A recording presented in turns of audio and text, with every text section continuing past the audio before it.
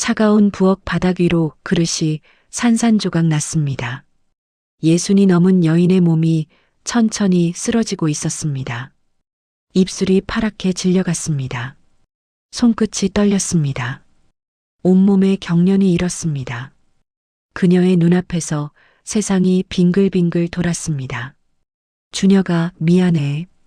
그것이 의식을 잃기 전 그녀가 중얼거린 마지막 말이었습니다. 28회 동안 품속에서 키운 아들. 자신의 목숨보다 소중했던 그 아이에게 끝내 진실을 말하지 못했습니다. 그녀의 이름은 복순이었습니다. 20년 전 재벌가의 막내 아들을 들쳐업고 한밤중에 도망쳤던 식모. 그날 이후 숨죽이며 살아온 세월이었습니다. 대체 누가 그녀에게 독을 먹인 걸까요? 그리고 그녀가 목숨 걸고 지키려 했던 비밀은 무엇이었을까요? 본격적인 이야기 시작 전 구독과 좋아요 부탁드립니다.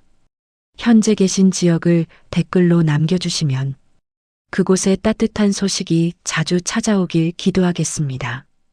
복순의 몸이 천천히 기울었습니다. 손에 들린 국자가 바닥으로 떨어졌습니다. 쇳소리가 부엌에 울렸습니다. 그녀의 무릎이 꺾였습니다. 옆구리가 싱크대 모서리에 부딪혔습니다. 그래도 아프지 않았습니다. 온몸의 감각이 사라지고 있었습니다. 입술이 파랗게 질려갔습니다. 손끝이 저렸습니다. 심장이 미친 듯이 뛰다가 갑자기 느려졌습니다. 숨을 쉬려 해도 공기가 들어오지 않았습니다. 독이었습니다. 누군가 음식에 독을 탔습니다. 복수는 본능적으로 알았습니다. 28년간 두려워했던 그 순간이 마침내 찾아온 것이었습니다. 찾아냈구나. 결국 나를 찾아냈어. 복순의 눈앞이 흐려졌습니다. 천장이 빙글빙글 돌았습니다. 의식이 끊어지기 직전 한 얼굴이 떠올랐습니다. 28살 청년의 얼굴. 자신이 목숨보다 아끼는 아들. 준혁아, 미안해. 그것이 복순이 내뱉은 마지막 말이었습니다. 그녀의 몸이 차가운 부엌 바닥 위로 쓰러졌습니다. 깨진 그릇 조각들 사이로, 흘러내린 국물 위로, 의식이 완전히 끊어졌습니다. 같은 시각, 준혁은 버스에서 내리고 있었습니다. 퇴근길이었습니다. 오늘따라 유난히 피곤했습니다. 어젯밤 야근 때문이었습니다. 하지만 집에 가면 어머니가 따뜻한 밥을 차려주실 거라는 생각에 발걸음이 가벼웠습니다. 골목길을 돌았습니다. 익숙한 풍경이 눈에 들어왔습니다. 좁은 골목, 낡은 담벼락, 삐걱거리는 대문, 20년 넘게 살아온 집이었습니다. 어머니와 단둘이. 그런데 이상했습니다. 현관문이 열려 있었습니다. 어머니는 항상 문을 닫아두는 분이었습니다. 겨울에도 여름에도 습관처럼, 강박처럼. 어머니? 대답이 없었습니다. 불길한 예감이 등줄기를 타고 올라왔습니다. 준혁은 신발도 벗지 않고 안으로 뛰어들었습니다. 거실에는 아무도 없었습니다. 텔레비전이 켜져 있었습니다. 방에도 없었습니다. 화장실에도. 부엌. 준혁의 심장이 멎었습니다. 어머니가 바닥에 쓰러져 있었습니다. 깨진 그릇들 사이에, 흘러내린 국물 위에, 입술이 파랗게 질려 있었습니다. 온몸이 경련을 일으키고 있었습니다. 어머니. 준혁이 달려갔습니다. 무릎을 꿇었습니다. 어머니의 몸을 안아 올렸습니다. 차가웠습니다. 너무 차가웠습니다. 어머니, 정신 차리세요. 어머니. 반응이 없었습니다. 눈이 반쯤 감겨 있었습니다. 숨소리가 거의 들리지 않았습니다.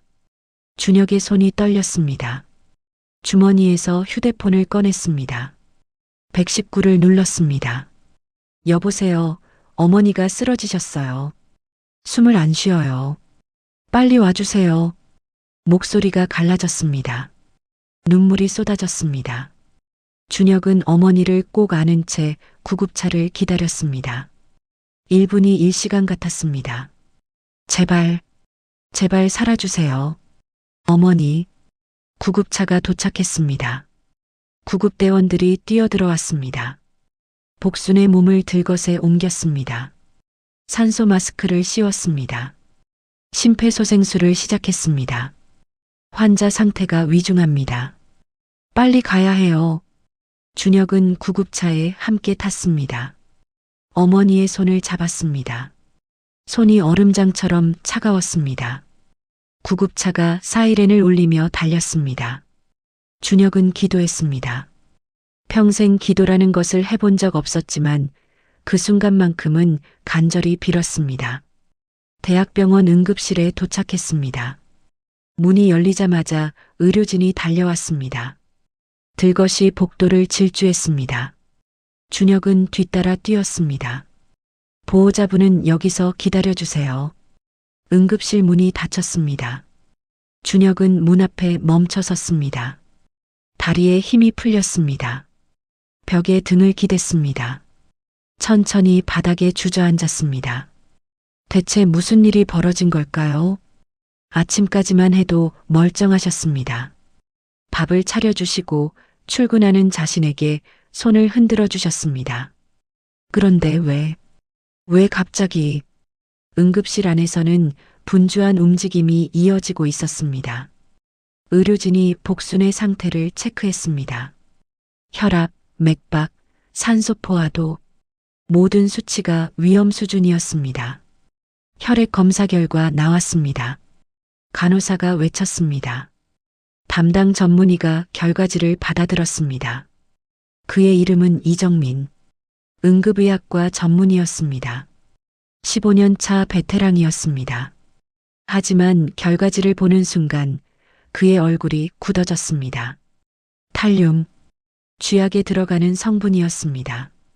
자연적으로 섭취될 수 있는 물질이 아니었습니다. 누군가 의도적으로 투여한 것이 분명했습니다.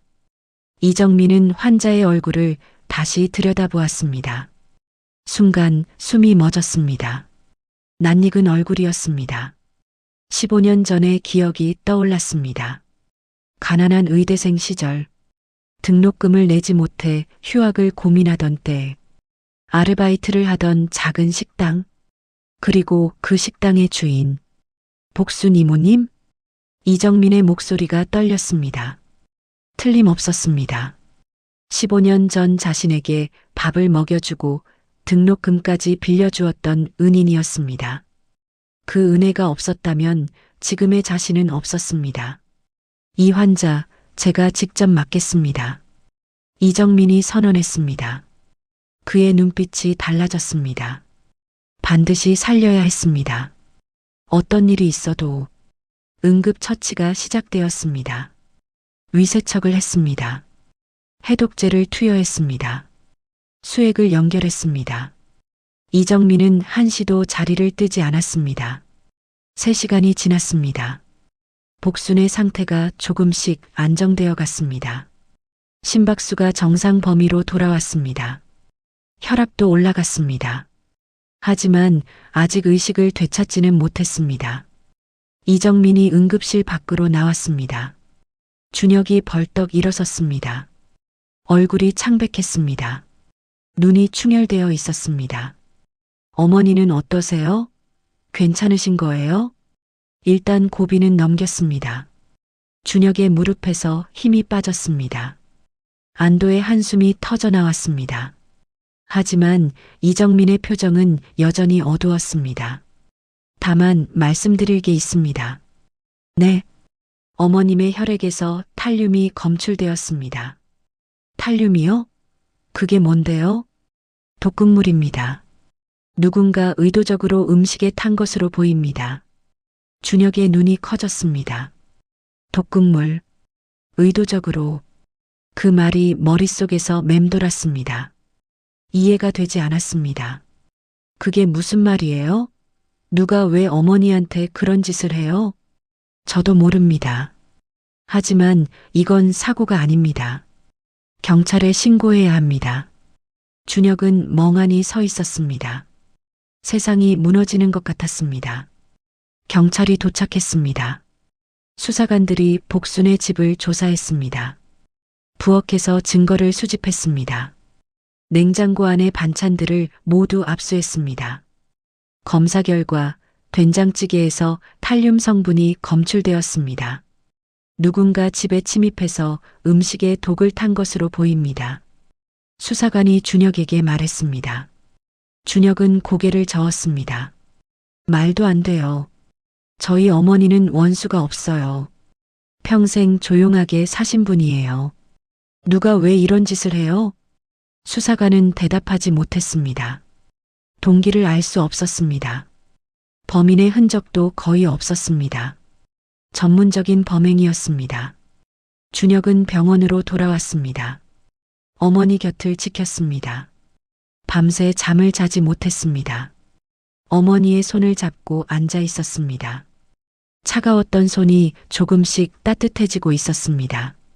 새벽이 되었습니다. 복순의 눈꺼풀이 떨렸습니다. 손가락이 움직였습니다. 준혁이 몸을 앞으로 숙였습니다. 어머니, 어머니, 저 준혁이에요. 들리세요? 복순의 눈이 천천히 떠졌습니다. 초점이 흐릿했습니다. 한참을 헤매다가 준혁의 얼굴을 찾았습니다. 준혁아, 목소리가 갈라졌습니다. 겨우 들릴 정도로 작았습니다. 하지만 준혁에게는 그 어떤 소리보다 반가웠습니다. 네, 어머니. 저 여기 있어요. 괜찮으세요? 복순의 눈에 눈물이 고였습니다. 입술이 떨렸습니다. 무언가를 말하려 했습니다. 하지만 말이 나오지 않았습니다. 어머니, 무리하지 마세요. 천천히 말씀하세요. 복순이 준혁의 손을 꽉 잡았습니다. 힘이 없었지만 간절함이 느껴졌습니다. 준혁아, 미안해. 내가 사실은... 그리고 다시 의식을 잃었습니다. 모니터에 알람이 울렸습니다. 의료진이 달려왔습니다. 준혁은 밖으로 밀려났습니다. 어머니, 어머니. 준혁의 외침이 복도에 울려 퍼졌습니다. 하지만 어머니는 대답하지 못했습니다. 말하려던 것이 무엇이었을까요? 내가 사실은 뒤에 이어질 말은 무엇이었을까요? 그 시각 도시 반대편의 호화로운 저택. 넓은 서재에 한 남자가 앉아 있었습니다. 백발이 섞인 머리카락, 날카로운 눈매, 양복을 빈틈없이 차려입은 모습. 그의 이름은 강태준, 태성그룹의 회장이었습니다. 그의 앞에 중년의 남자가 서 있었습니다. 차비서였습니다. 28년간 강태준의 그림자처럼 움직여온 사람이었습니다. 보고해. 강태준의 목소리는 낮고 차가웠습니다. 처리했습니다. 음식에 탈륨을 넣었습니다. 치사량입니다. 죽었나? 아직 확인되지 않았습니다. 병원으로 옮겨진 것으로 파악됩니다. 강태준의 눈썹이 꿈틀했습니다. 입꼬리가 일그러졌습니다. 아직도 질긴 년이군. 28년을 숨어 살더니 이제 와서 죽지도 않아? 추가 조치를 취할까요? 기다려. 병원에서 경찰이 붙어 있을 거야. 서두르면 안 돼. 강태준이 창밖을 바라보았습니다. 밤하늘에 별이 떠 있었습니다. 그의 눈빛은 별보다 차가웠습니다.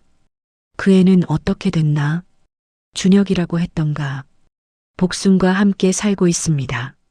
병원에서 어미 곁을 지키고 있다고 합니다. 28년이 지났군. 강태준이 중얼거렸습니다. 28년 전의 기억이 떠올랐습니다. 5살배기 조카의 얼굴, 동생을 빼닮은 그 얼굴. 죽였어야 했는데 그 식모년이 데리고 도망쳤습니다. 사진은 있나? 차비서가 휴대폰을 꺼냈습니다. 화면에 준혁의 사진이 떴습니다. 강태준의 눈이 가늘어졌습니다. 얼굴이 굳어졌습니다. 동생이었습니다. 28년 전에 죽인 동생 태호의 얼굴 그대로였습니다. 마치 귀신을 보는 것 같았습니다. 태호가 살아 돌아온 것 같군. 강태준의 목소리가 싸늘하게 가라앉았습니다. 저 애가 살아있으면 안 돼. 복순 인연도 저 애도 둘 다 없애야 해. 알겠습니다. 28년 전에 끝냈어야 할 일이야. 이번엔 확실하게 해. 차비서가 고개를 숙였습니다. 서재를 나섰습니다. 강태준은 혼자 남아 창밖을 응시했습니다. 28년 전 그는 동생 부부를 죽였습니다.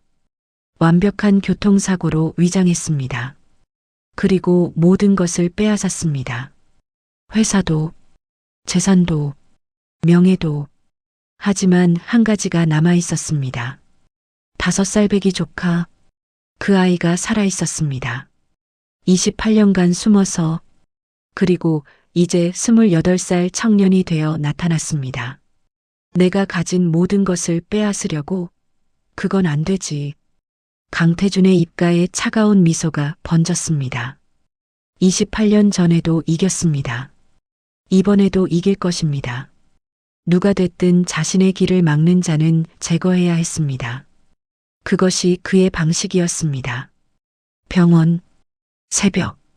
준혁은 복도 의자에 앉아 있었습니다. 얼굴이 창백했습니다. 눈이 충혈되어 있었습니다. 하루 만에 세상이 완전히 달라져 버렸습니다. 누군가 어머니를 죽이려 했습니다. 그것도 치밀하게 계획된 범행이었습니다. 평범한 식당 주인이었던 어머니에게 대체 무슨 원한이 있는 걸까요? 그리고 어머니가 말하려 했던 것, 내가 사실은이라는 말, 그 뒤에 무엇이 이어질 예정이었을까요? 준혁의 머릿속이 복잡했습니다. 이정민 의사가 다가왔습니다. 커피 2잔을 들고 있었습니다. 하나를 준혁에게 건넸습니다. 고맙습니다. 드세요. 밤새 안 주무셨잖아요. 준혁이 커피를 받았습니다. 손이 떨렸습니다. 이정민이 옆에 앉았습니다. 어머님, 48시간이 고비입니다. 하지만 저는 반드시 살려낼 겁니다. 준혁이 고개를 들었습니다. 이정민의 눈빛에서 진심이 느껴졌습니다. 왜 이렇게까지 해주시는 거예요? 15년 전 어머님이 저를 살려주셨거든요. 준혁의 눈이 커졌습니다. 이정민이 말을 이었습니다. 그때 저는 등록금을 낼 돈이 없어서 휴학을 고민하고 있었어요. 어머님 식당에서 아르바이트를 했는데 어머님이 제 사정을 아시고는 등록금을 빌려주셨어요. 갚으라는 말도 안 하시고 그냥 공부 열심히 하라고만 하셨어요. 어머니가요? 네. 그 은혜가 없었으면 저는 의사가 되지 못했을 겁니다. 이번엔 제가 갚을 차례예요. 준혁의 눈에 눈물이 고였습니다. 어머니는 그런 분이었습니다. 자신에게는 한 번도 말하지 않았지만 남몰래 좋은 일을 해오셨습니다. 어머니가 꼭 깨어나셔야 해요. 물어볼 것이 있어요. 물어볼 것이요? 네. 어머니가 말씀하시려다 의식을 잃으셨어요. 내가 사실은이라고. 그 뒤가 뭔지 알아야 해요. 이정민은 대답하지 못했습니다. 하지만 그도 느꼈습니다. 이 사건의 배후에는 무언가 거대한 비밀이 숨어 있다는 것을. 48시간이 흘렀습니다. 복순의 상태가 조금씩 호전되었습니다. 이정민의 헌신적인 치료 덕분이었습니다. 하지만 아직 위험한 상태였습니다. 의식도 완전히 돌아오지 않았습니다. 준혁은 계속 병원을 지켰습니다. 회사에 휴가를 냈습니다. 어머니 곁을 떠날 수 없었습니다. 밤이 되면 복도 의자에서 쪽잠을 자고 낮이 되면 어머니 손을 잡고 앉아 있었습니다. 그리고 계속 생각했습니다. 누가 어머니를 죽이려 했는지, 어머니가 말하려 했던 비밀이 무엇인지, 대체 어머니는 어떤 삶을 살아오신 걸까요? 왜 항상 문을 잠그고 사셨을까요? 왜 낯선 사람을 그토록 경계하셨을까요? 왜 자신의 과거에 대해서는 한 번도 말씀하지 않으셨을까요? 모든 것이 의문이었습니다. 그리고 그 의문의 답은 오직 어머니만 알고 있었습니다. 어머니, 제발 깨어나세요. 저에게 진실을 말해주세요. 준혁은 어머니의 손을 꼭 잡았습니다. 손이 미세하게 떨렸습니다. 어머니의 손이었을까요? 자신의 손이었을까요? 그때 복순의 입술이 움직였습니다. 작은 목소리가 흘러나왔습니다. 준혁아, 도망쳐. 준혁의 등골이 서늘해졌습니다. 어머니는 무의식 중에도 자신에게 경고하고 있었습니다. 무언가로부터 도망치라고. 하지만 준혁은 도망칠 생각이 없었습니다. 어머니를 이 지경으로 만든 자가 누구인지 반드시 알아내야 했습니다. 그리고 반드시 대가를 치르게 할 것입니다. 알지 못했습니다. 그 순간에도 위험이 다가오고 있다는 것을, 어머니를 죽이려 했던 자가 이제 자신을 노리고 있다는 것을. 병원 로비에 낯선 남자가 서 있었습니다. 양복을 입은 중년 남자였습니다. 눈빛이 날카로웠습니다. 그의 손에는 휴대폰이 들려 있었습니다. 화면에는 준혁의 사진이 떠 있었습니다. 남자가 전화를 걸었습니다. 찾았습니다. 강준혁 확실합니다. 전화를 받은 강태준이 물었습니다. 어디 있나? 대학병원 응급실입니다. 복순의 병실 앞을 지키고 있습니다. 계속 지켜봐. 그리고 기회가 오면 처리해. 알겠습니다. 통화가 끊어졌습니다. 남자는 병원 의자에 앉았습니다. 신문을 펼쳐 들었습니다. 눈은 준혁을 향해 있었습니다. 사냥감을 노리는 맹수처럼. 사흘이 지났습니다. 복순의 상태가 눈에 띄게 호전되었습니다. 심박수가 안정되었습니다. 혈압도 정상으로 돌아왔습니다. 이정민의 밤낮 없는 치료 덕분이었습니다. 준혁은 사흘간 병원을 지켰습니다. 집에 한 번도 가지 않았습니다. 복도 의자에서 쪽잠을 자고 병원 매점에서 끼니를 때웠습니다. 눈 밑에 짙은 그림자가 내려앉았습니다. 하지만 어머니 곁을 떠날 수 없었습니다. 셋째 날 오후, 복순의 눈이 떠졌습니다. 이번에는 초점이 또렷했습니다. 천장을 바라보다가 천천히 고개를 돌렸습니다. 준혁이 의자에 앉아 있었습니다. 고개를 떨군 채 잠들어 있었습니다. 준혁아, 목소리가 갈라졌습니다. 하지만 분명했습니다. 준혁이 화들짝 깨어났습니다. 어머니의 눈과 마주쳤습니다. 어머니, 깨어나셨어요? 준혁이 침대가로 다가갔습니다. 어머니의 손을 잡았습니다. 손이 따뜻했습니다. 눈물이 쏟아졌습니다. 참으려 해도 멈출 수가 없었습니다. 어머니, 정말 다행이에요. 정말. 복순의 눈에도 눈물이 고였습니다. 아들의 얼굴을 바라보았습니다. 수척해진 볼, 충혈된 눈. 며칠 만에 이렇게 야위었습니다. 미안해, 준혁아. 걱정 끼쳐서. 무슨 말씀이세요? 어머니가 미안할 게 뭐가 있어요. 복순이 고개를 저었습니다. 입술을 꽉 깨물었습니다. 무언가 결심한 표정이었습니다. 아니야. 미안해야 해. 내가 너한테 숨긴 게 있어. 이정민이 병실에 들어왔습니다. 복순이 깨어난 것을 확인하고 안도의 한숨을 내쉬었습니다. 이모님 다행입니다. 정말 다행이에요. 복순이 이정민을 바라보았습니다. 희미한 미소가 번졌습니다. 정민아, 내가 날 살렸구나. 당연하죠. 15년 전에 이모님이 저를 살려주셨잖아요. 준혁이 고개를 돌렸습니다. 두 사람 사이에 무언가가 흐르고 있었습니다. 오래된 인연의 무게가 느껴졌습니다. 이정민이 준혁에게 말했습니다. 준혁 씨, 잠깐 밖에서 기다려 주시겠어요? 이모님 상태를 확인해야 해서요. 준혁이 고개를 끄덕였습니다. 하지만 복순이 그의 손을 잡았습니다. 아니야. 준혁이도 있어야 해. 이제 다 말할 거야. 이정민과 준혁이 서로를 바라보았습니다. 복순의 목소리에는 비장함이 서려 있었습니다. 복순이 천천히 입을 열었습니다. 목소리가 떨렸습니다. 28년간 숨겨왔던 진실이었습니다. 준혁아, 나는 내 친어머니가 아니야. 공기가 얼어붙었습니다. 준혁의 눈이 커졌습니다. 귀를 의심했습니다. 하지만 복순의 눈빛은 진지했습니다. 28년 전 나는 대기업 회장님 댁에서 식모로 일했어. 강태호 회장님. 태성그룹을 일으킨 분이셨지. 태성그룹. 준혁도 아는 이름이었습니다. 국내 굴지의 대기업이었습니다. 회장님 부인 정미숙 여사님은 정말 좋은 분이셨어.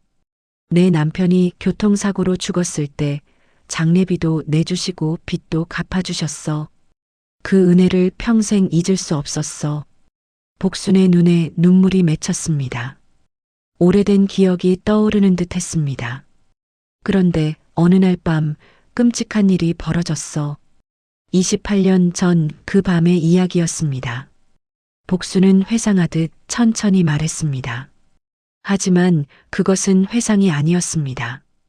28년간 매일 밤 되새겼던 악몽이었습니다. 회장 내외가 급하게 외출했습니다. 그리고 새벽에 전화가 왔습니다.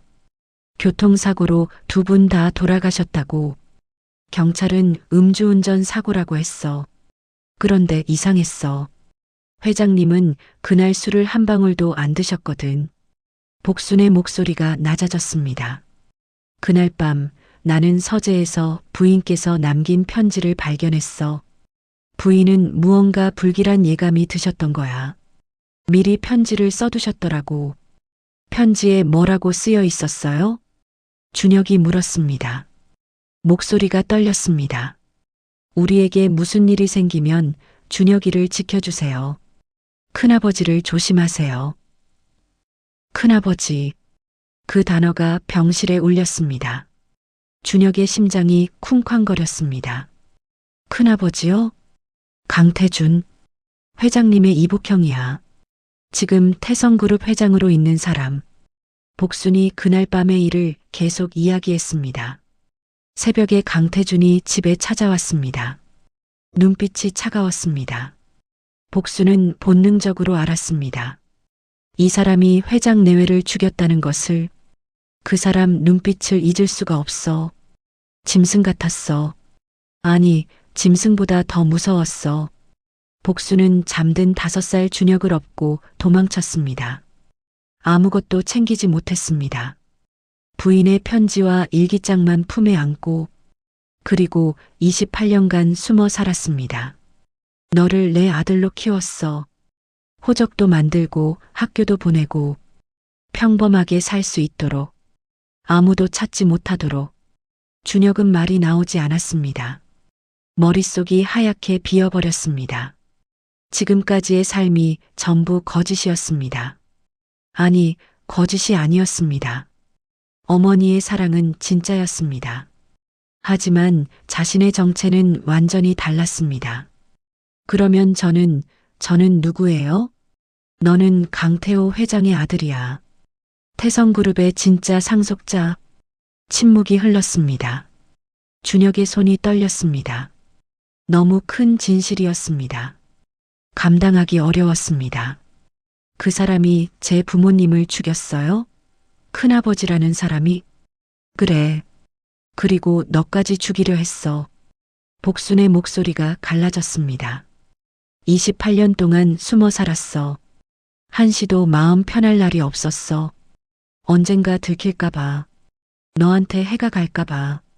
그런데 왜 이제야 말씀하시는 거예요? 이번 일로 알았어. 그 사람이 우리를 찾아냈다는 걸. 나한테 독을 탄 건 그 사람이야. 준혁의 주먹이 떨렸습니다. 분노가 치밀었습니다. 28년 전에 부모님을 죽이고 지금은 어머니까지 죽이려 했습니다. 자신의 친척이라는 사람이. 그 인간이 어머니를 이렇게 만든 거예요? 준혁아, 들어. 그 사람은 무서운 사람이야. 싸워서 이길 수 없어. 도망쳐야 해. 하지만 준혁의 눈빛은 달라져 있었습니다. 두려움 대신 분노가 타오르고 있었습니다. 이정민이 조심스럽게 입을 열었습니다. 이모님, 경찰에 신고해야 합니다. 독극물 투여는 명백한 살인미수예요. 소용없어. 그 사람은 돈과 권력이 있어. 경찰도 검찰도 손을 못 대. 그래도 증거가 있잖아요. 편지도 있고 일기장도 있고. 복순이 고개를 저었습니다. 표정이 어두워졌습니다. 일기장은 집에 있어. 그런데 그 사람들이 집을 뒤졌을 수도 있어. 준혁이 벌떡 일어섰습니다. 제가 가서 찾아올게요. 안 돼. 위험해. 어머니, 가만히 있을 수 없어요. 그 인간이 어머니를 이렇게 만들어 놓고 아무 일 없었다는 듯이 살게 둘 순 없어요. 복순이 준혁의 손을 잡았습니다. 힘이 없었지만 간절했습니다. 준혁아, 제발. 내가 다치면 나는 못 살아. 준혁이 어머니의 손을 꼭 쥐었습니다. 눈빛이 단단해졌습니다. 어머니가 28년간 저를 지켜주셨잖아요. 이제 제가 어머니를 지킬게요. 그날 밤 이정민이 준혁을 복도로 불러냈습니다. 목소리를 낮추었습니다. 준혁 씨, 이상한 사람이 있어요. 이상한 사람이요? 사흘 전부터 병원 로비에 앉아 있는 남자가 있어요. 양복 입은 중년 남자. 계속 이쪽을 보고 있어요. 준혁의 등골이 서늘해졌습니다. 강태준이 보낸 사람일 수 있었습니다. 경찰에 신고할까요? 아직은 기다려주세요. 확실한 증거가 없으면 소용없어요. 그 사람들은 권력이 있으니까. 이정민이 고개를 끄덕였습니다. 하지만 걱정스러운 표정을 감추지 못했습니다. 일단 병실 보안을 강화할게요. 그리고 준혁 씨도 조심하세요. 준혁은 창밖을 내다보았습니다. 밤하늘이 어두웠습니다. 어딘가에서 자신을 노리는 눈이 있었습니다. 28년 전 부모님을 죽인 자의 눈이. 같은 시각 병원 로비. 양복 입은 남자가 전화를 걸고 있었습니다. 목소리를 낮추었습니다. 회장님, 확인했습니다. 복순이 깨어났습니다. 그리고 강준혁에게 뭔가를 말한 것 같습니다. 전화기 너머로 강태준의 목소리가 들렸습니다. 뭘 말했는지 알아? 아직은 모릅니다.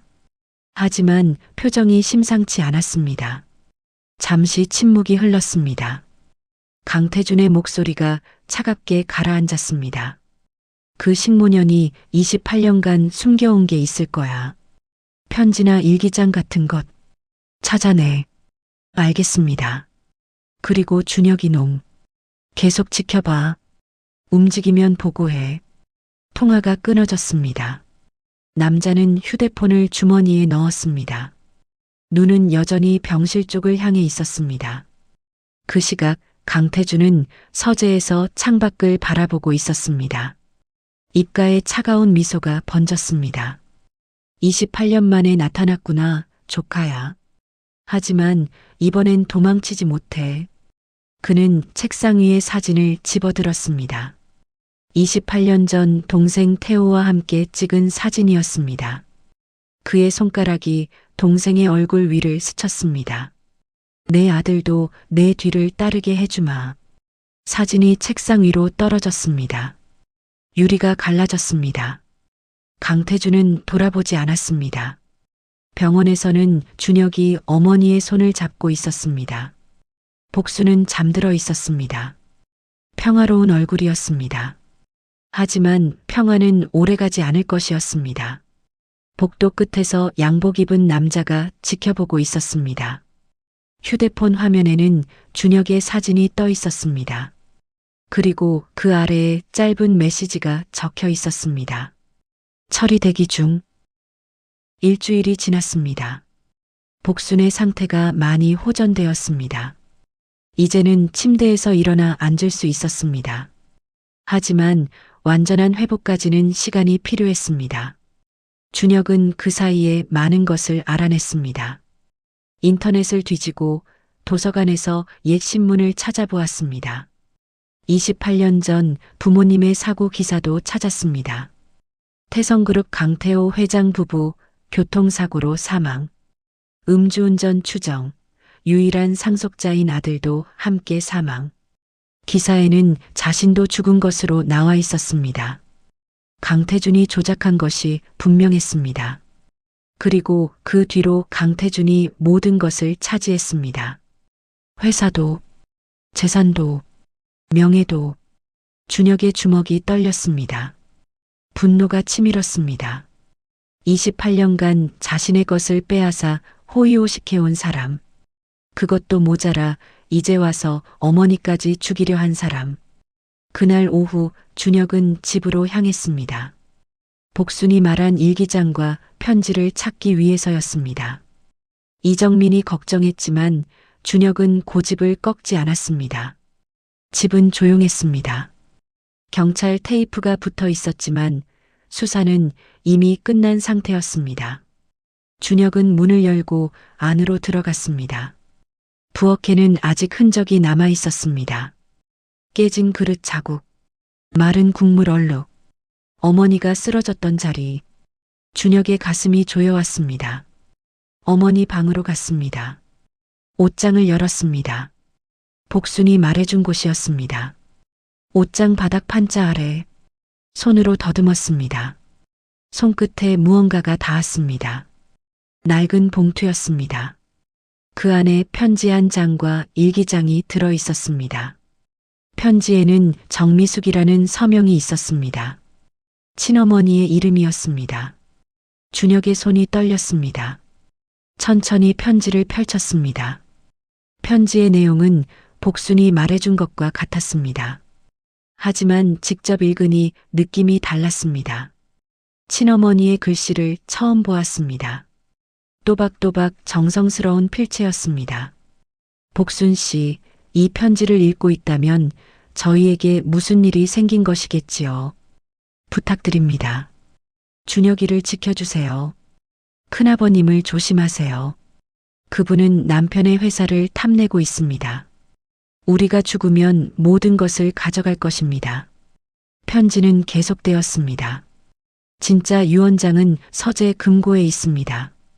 비밀번호는 준혁이 생일입니다. 822. 그 유언장에는 모든 재산을 준혁이에게 물려준다고 써 있습니다. 큰아버님은 이것을 모릅니다. 제발 준혁이가 자라면 진실을 알려주세요. 준혁의 눈에서 눈물이 흘렀습니다. 어머니가 남긴 마지막 부탁이었습니다. 28년 만에 처음 듣는 친어머니의 목소리였습니다. 일기장도 펼쳤습니다. 복순이 28년간 기록한 것이었습니다. 처음 도망쳤던 밤의 공포, 숨어 살던 나날들의 두려움, 준혁을 키우며 느꼈던 기쁨과 걱정, 그리고 중간에 충격적인 내용이 있었습니다. 복순이 도망치기 전 우연히 들은 대화였습니다. 그날 새벽 강태준 씨가 누군가와 통화하는 걸 들었습니다.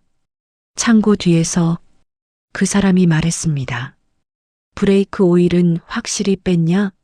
좋아, 이제 내 세상이다. 동생 내 것은 결국 내 것이지. 저는 그 말을 듣고 다리가 풀렸습니다. 사고가 아니었습니다. 계획된 살인이었습니다. 브레이크를 조작해서 사고를 낸 것입니다. 준혁의 손이 떨렸습니다. 분노로 온몸이 달아올랐습니다. 이 일기장이 증거였습니다. 28년 전 살인의 증거. 그때 휴대폰이 울렸습니다. 모르는 번호였습니다. 준혁은 잠시 망설이다가 받았습니다. 여보세요? 강준혁 씨. 아니, 조카라고 불러야 할까? 낮고 차가운 목소리였습니다. 등골이 서늘해졌습니다. 본능적으로 알았습니다. 강태준이었습니다. 누구세요? 그것도 모르면서 내 뒤를 캐고 다녔나? 인터넷 검색 기록, 도서관 방문 기록. 다 알고 있어. 준혁의 심장이 빠르게 뛰었습니다. 감시당하고 있었습니다. 하지만 물러서고 싶지 않았습니다. 당신이 제 부모님을 죽였죠? 전화기 너머로 낮은 웃음소리가 흘러나왔습니다. 비웃는 것 같았습니다. 28년 전 일을 누가 믿겠어? 증거도 없는데. 증거가 있어요. 어머니의 편지. 복순 어머니의 일기장. 당신이 브레이크 오일을 빼라고 지시한 것까지 다 적혀 있어요. 잠시 침묵이 흘렀습니다. 강태준의 목소리가 달라졌습니다. 차갑던 것이 더 차가워졌습니다. 그래서 어쩌겠다고? 나한테 덤비겠다고? 강태준의 목소리가 전화기를 통해 흘러나왔습니다. 한 음절 한 음절이 칼날 같았습니다. 조카야, 세상 물정을 모르는구나. 28년 전에도 나는 이겼어.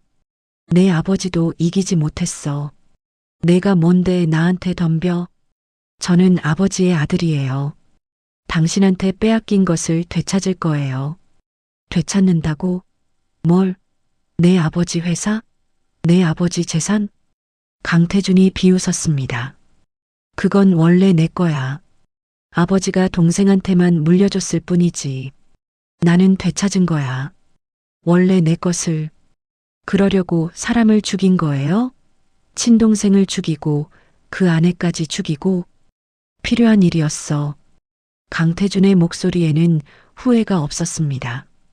죄책감도 없었습니다. 오직 차가운 합리화만 있었습니다. 내 아버지는 바보였어.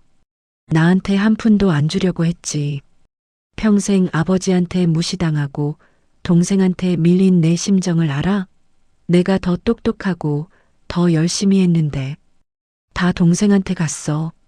그러니까 내가 찾은 거야. 내 방식대로. 준혁의 손이 떨렸습니다. 분노가 치밀었습니다. 하지만 강태준은 멈추지 않았습니다. 내 어미 그 식모년도 마찬가지야. 28년 동안 숨어 살면서 뭘 바랐어? 내가 영원히 모를 줄 알았어? 강태준의 목소리가 낮아졌습니다. 위협이 담겨 있었습니다. 조카야, 한 가지 제안을 하지. 지금이라도 입 다물고 살면 살려둘게. 그 식모년도, 너도 평범하게 살게 해줄게. 평범하게요? 제 부모님을 죽여놓고? 죽은 사람은 돌아오지 않아. 현실을 봐. 너한테 뭐가 있어? 돈? 권력? 아무것도 없잖아. 나한테 덤비면 넌 파멸이야. 강태준의 목소리가 더 차가워졌습니다. 그리고 말이야, 내가 법정에 가면 뭘 주장할 건데? 28년간 죽은 사람 행세를 하고 살았잖아. 호적도 가짜, 학력도 가짜. 내가 사기꾼으로 몰릴 수도 있어. 준혁의 손이 떨렸습니다. 그 말이 틀린 말은 아니었습니다. 하지만 물러설 수 없었습니다. 그래서 입 다물고 살라고요? 평생 도망치며 살라고요? 현명한 선택이야. 어리석게 굴지 마. 준혁이 눈을 감았습니다. 어머니의 얼굴이 떠올랐습니다. 28년간 숨어 살며 자신을 지켜온 복순. 죽기 전에 편지를 남긴 친어머니 정미숙. 두 어머니 모두 자신을 지키려 했습니다. 저는 도망치지 않을 거예요. 뭐? 두 어머니가 목숨 걸고 저를 지켜주셨어요. 저는 그분들을 배신할 수 없어요. 끝까지 싸울 거예요. 전화기 너머로 한숨소리가 들렸습니다. 강태준의 목소리가 달라졌습니다.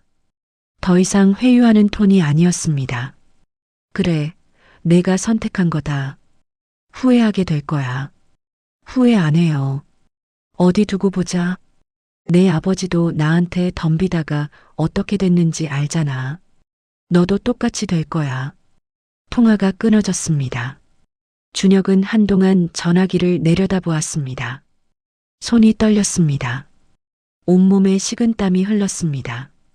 무서웠습니다. 솔직히 무서웠습니다.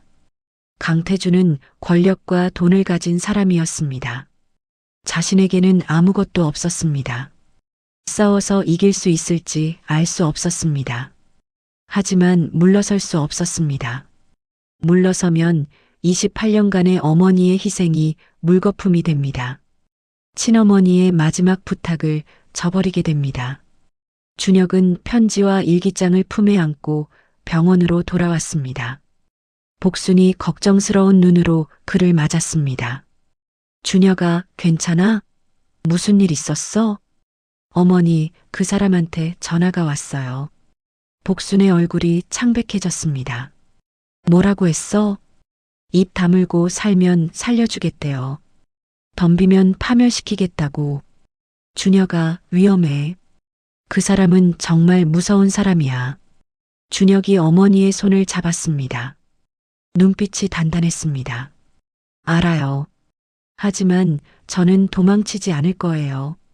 준혁아, 어머니가 28년간 저를 지켜주셨잖아요.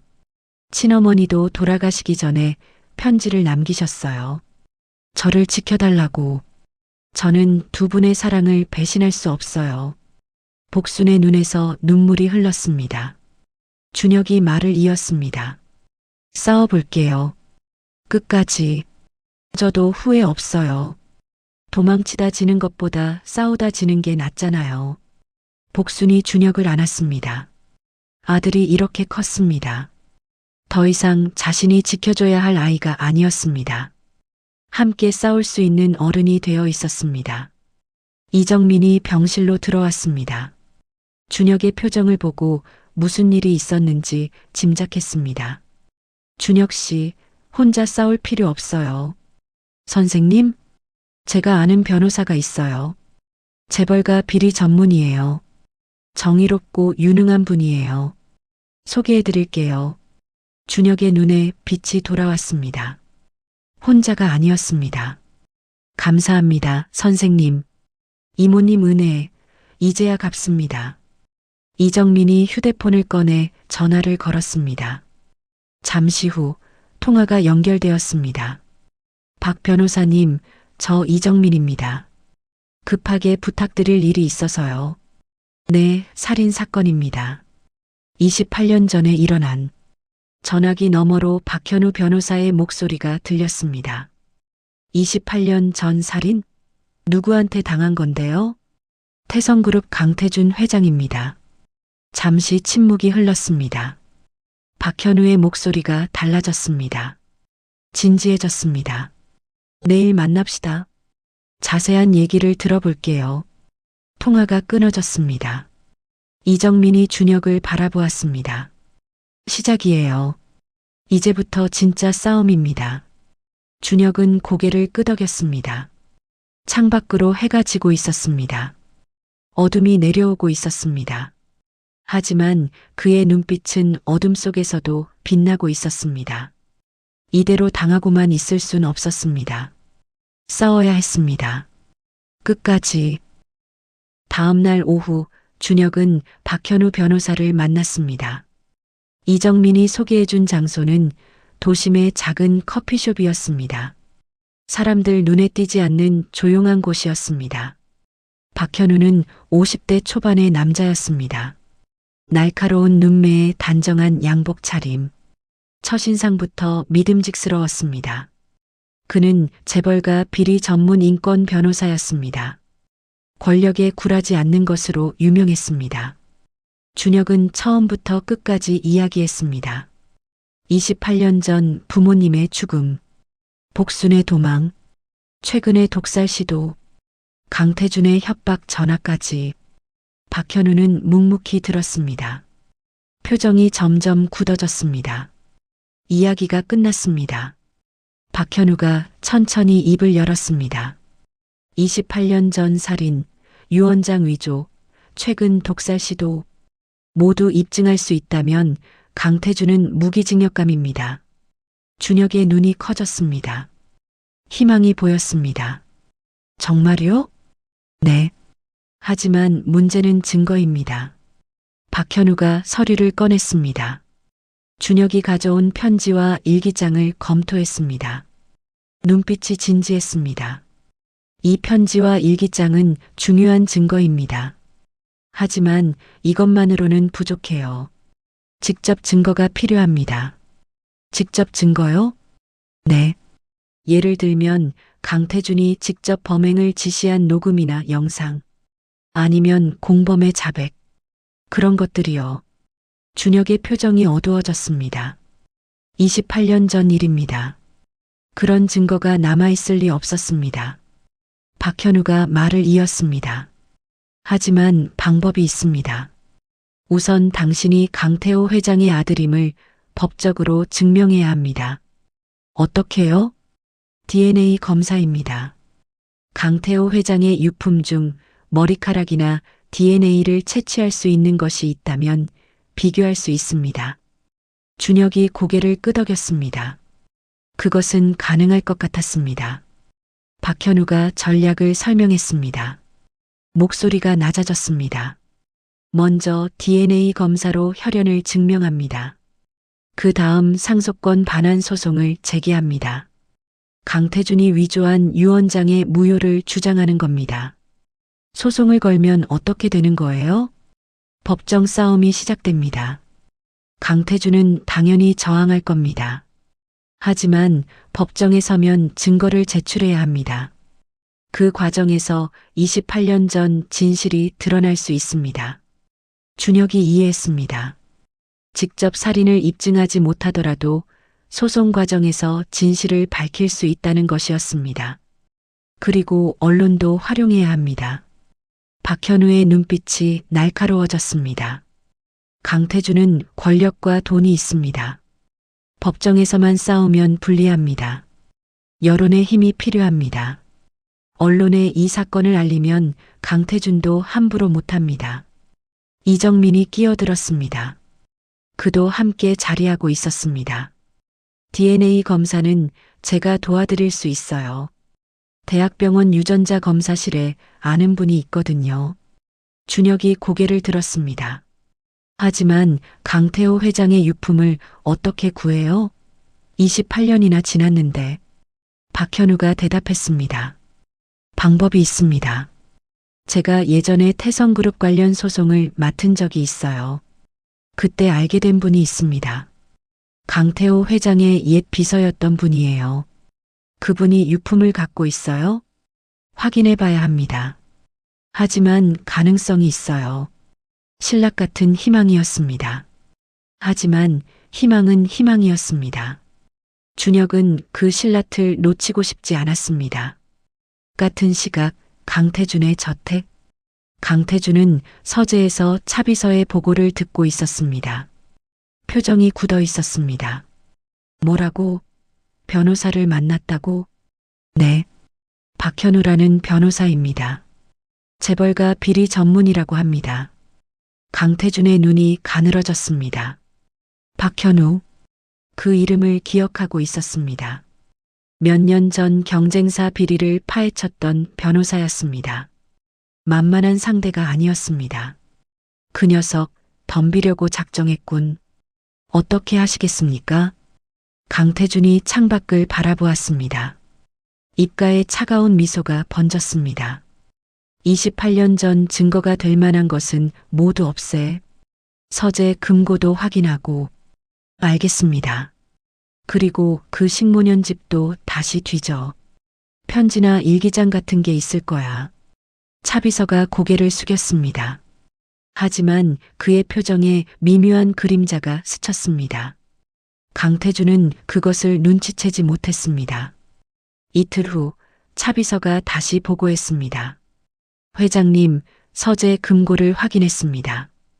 그래서 비어 있었습니다. 강태준의 얼굴이 일그러졌습니다. 금고가 비어 있다니. 그 안에는 동생이 남긴 진짜 유언장이 있었을 것입니다. 누가 열었어? 모릅니다. 28년 전에 누군가 먼저 열었을 수도 있고 다른 곳에 옮겨두었을 수도 있습니다. 강태준의 손이 책상을 내리쳤습니다. 분노가 치밀었습니다. 28년간 완벽하게 숨겨왔다고 생각했는데 어딘가에 구멍이 있었습니다. 찾아내. 그 유언장이 어디 있는지 반드시 찾아내. 알겠습니다. 차비서가 물러났습니다. 강태준은 혼자 남아 창밖을 노려보았습니다. 그 조카 녀석? 생각보다 만만치 않군. 하지만 강태준은 포기할 생각이 없었습니다. 28년 전에도 이겼습니다. 이번에도 이길 것입니다. 3일 후 좋은 소식이 왔습니다. 박현우가 약속대로 강태호 회장의 옛 비서를 찾아냈습니다. 70대의 노인이었습니다. 28년간 죄책감을 안고 살아왔다고 했습니다. 그 노인은 강태호 회장의 유품을 보관하고 있었습니다. 회장이 생전에 사용하던 빗이었습니다. 머리카락이 남아 있었습니다. DNA 검사가 가능했습니다. 이정민이 검사를 주선했습니다. 대학병원 유전자 검사실에서 비밀리에 진행되었습니다. 결과가 나오기까지 일주일이 걸렸습니다. 준혁은 그 일주일을 견디기 힘들었습니다. 밤잠을 설쳤습니다. 결과가 두려웠습니다. 만약 일치하지 않으면 어떻게 될까요? 모든 것이 물거품이 됩니다. 하지만 한편으로는 확신도 있었습니다. 복순이 거짓말을 할 리 없었습니다. 친어머니의 편지도 있었습니다. 자신은 분명 강태호의 아들이었습니다. 일주일 후 결과가 나왔습니다. 이정민이 결과지를 들고 병원으로 왔습니다. 준혁과 복순이 기다리고 있었습니다. 복순은 이제 휠체어에 앉을 수 있을 정도로 회복해 있었습니다. 이정민이 결과지를 내밀었습니다. 손이 미세하게 떨렸습니다. 일치율 99.99%입니다. 준혁의 심장이 멎는 것 같았습니다. 복순이 그의 손을 잡았습니다. 준혁아, 넌 정말 그분의 아들이야. 준혁의 눈에서 눈물이 흘렀습니다. 28년 만에 증명되었습니다. 자신이 누구인지, 어디서 왔는지, 부모님이 누구였는지 이정민이 말했습니다. 이제 법적으로 증명할 수 있어요. 강준혁 씨가 강태호 회장의 친아들이라는 것을 박현우 변호사에게 연락했습니다. 그는 즉시 행동에 들어갔습니다. DNA 결과가 나왔으니 이제 소송을 시작합시다. 상속권 반환 소송을 제기하겠습니다. 언제요? 내일 바로 접수합니다. 그리고 동시에 언론에도 알릴 겁니다. 강태준이 손 쓰기 전에 선수를 쳐야 합니다. 준혁이 고개를 끄덕였습니다. 드디어 시작이었습니다. 28년간 숨겨왔던 진실이 세상에 드러나는 순간이었습니다. 복순이 준혁의 손을 잡았습니다. 눈에 걱정이 서려 있었습니다. 준혁아, 조심해야 해. 그 사람은 무슨 짓이든 할 거야. 알아요, 어머니. 하지만 이제 물러설 수 없어요. 준혁의 눈빛이 단단했습니다. 두려움은 있었습니다. 하지만 결의가 두려움을 눌렀습니다. 다음 날 소송장이 접수되었습니다. 원고 강준혁, 피고 강태준. 상속권 반환 청구의 소. 법원에 서류가 접수되는 순간 강태준에게도 통보가 갔습니다. 28년간 죽은 줄 알았던 조카가 자신에게 소송을 건 것입니다. 강태준은 서재에서 통보서를 받아들었습니다. 손이 떨렸습니다. 분노 때문이었습니다. 감히 나한테 소송을? 차비서가 조심스럽게 말했습니다. 어떻게 하시겠습니까? 강태준의 얼굴이 일그러졌습니다. 눈에 살기가 서렸습니다. 전쟁을 원하면 전쟁을 해주지. 28년 전처럼. 그는 책상 위에 전화기를 집어들었습니다. 어딘가에 전화를 걸었습니다. 나야. 급한 일이 생겼어. 처리해야 할 게 있어. 전화기 너머로 낮은 목소리가 대답했습니다. 무엇입니까, 회장님? 조카 녀석을 조용히 시켜야겠어. 그리고 그 변호사도. 강태준의 입가에 차가운 미소가 번졌습니다. 전쟁이 시작되었습니다. 그는 지는 법을 몰랐습니다. 병원에서 준혁은 창밖을 바라보고 있었습니다. 해가 지고 있었습니다. 붉은 노을이 하늘을 물들였습니다. 이정민이 다가왔습니다. 준혁 씨, 조심하세요. 강태준은 반드시 반격할 겁니다. 알아요. 혼자 다니지 마세요. 그리고 이상한 낌새가 있으면 바로 연락하세요. 준혁이 고개를 끄덕였습니다.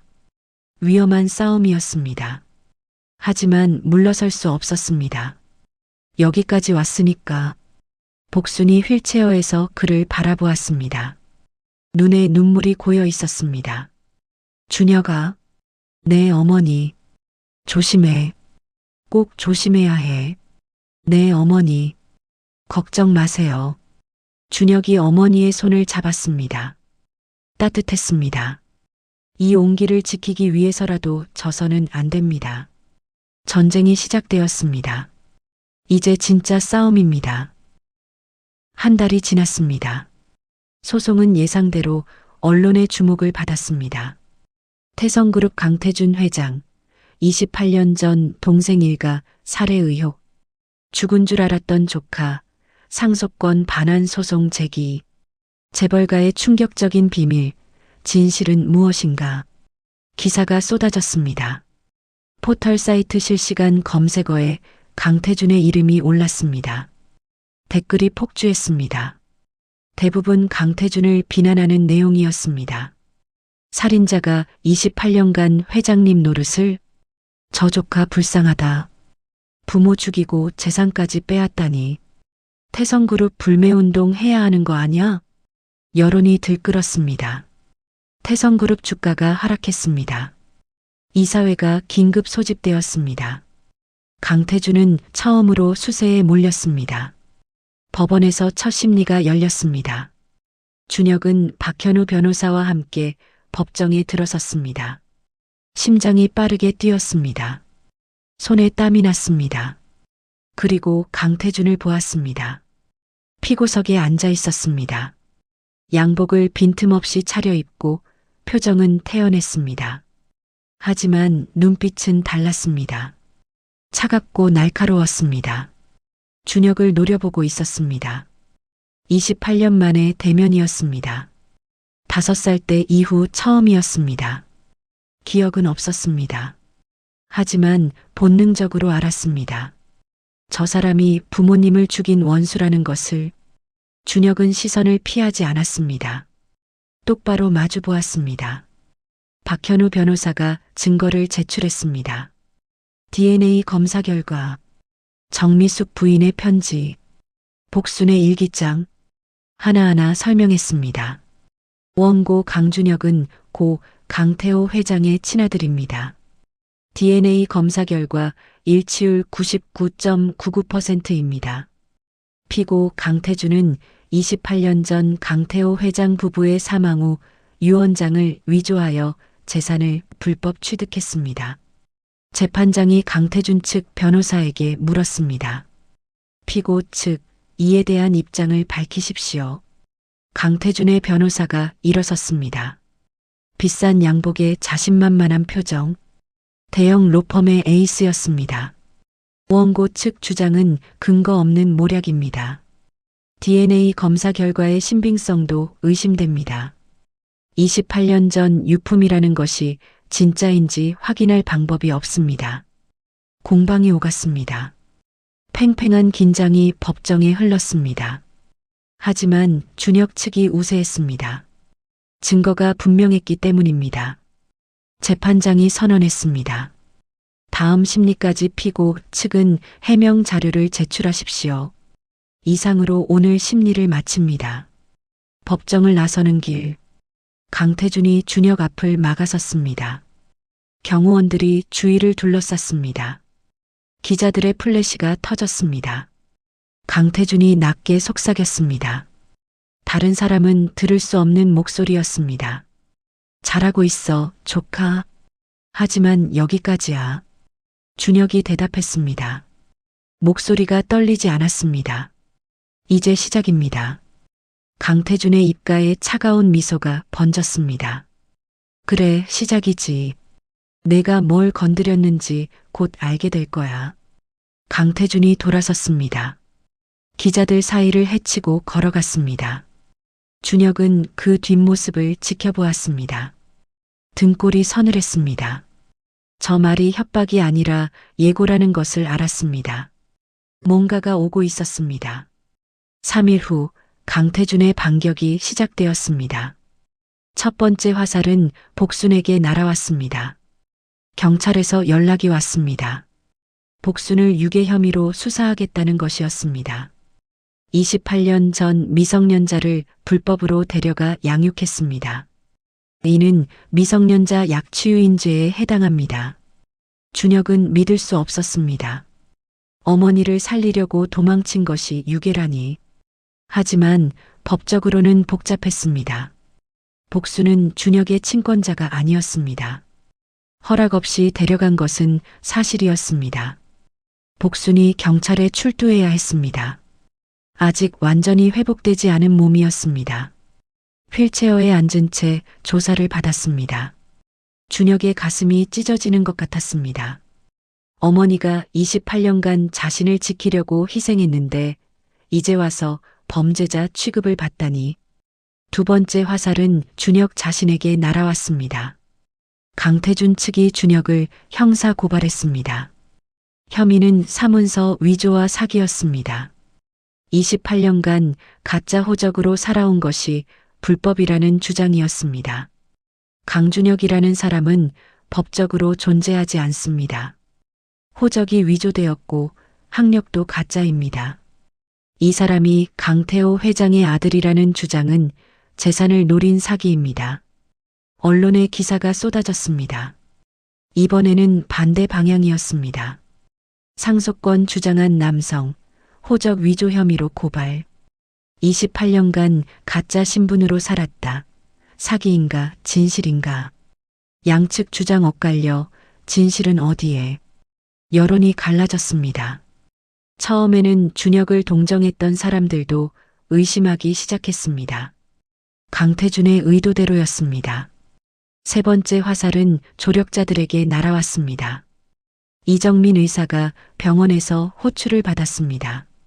원장실이었습니다. 들어가자 낯선 사람들이 앉아 있었습니다. 태성그룹의 임원들이었습니다. 태성그룹은 이 병원의 주요 후원자였습니다. 원장이 말했습니다. 목소리가 불편해 보였습니다. 이 선생, 최근 복순이라는 환자 건에 관여했다고 들었네. 그만두는 게 좋겠어. 이정민이 반박했습니다. 저는 환자를 치료했을 뿐입니다. 의사로서 당연한 일을 한 겁니다. 이해해. 하지만 병원 입장이 곤란하네. 태성그룹에서 불편하다고 하더군. 압박이었습니다. 명백한 압박이었습니다. 이정민은 병원에서 밀려날 위기에 처했습니다. 박현우 변호사도 공격받았습니다.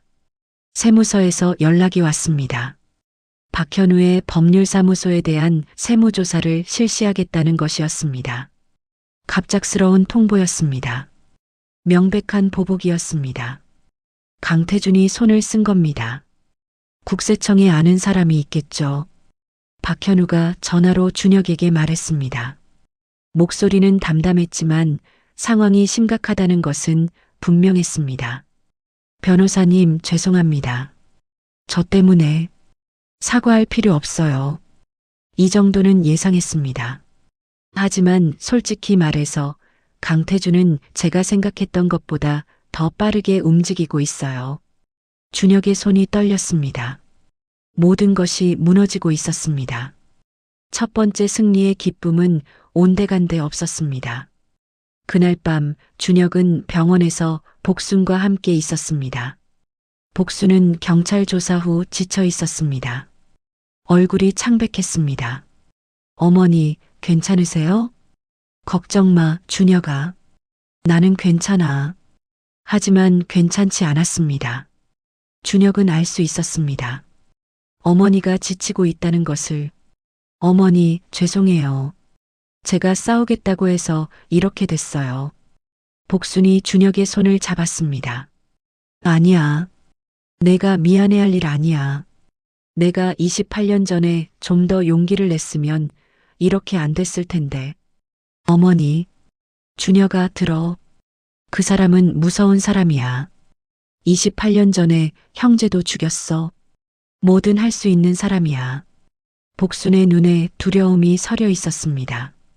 28년간 숨어 살았던 공포가 다시 살아나고 있었습니다. 준혁은 창밖을 바라보았습니다. 밤하늘이 어두웠습니다. 별도 보이지 않았습니다. 이대로 괜찮은 걸까? 의심이 스멀스멀 기어올랐습니다. 강태준은 너무 강했습니다. 돈도 있고 권력도 있고 사람도 있었습니다. 자신에게는 무엇이 있습니까?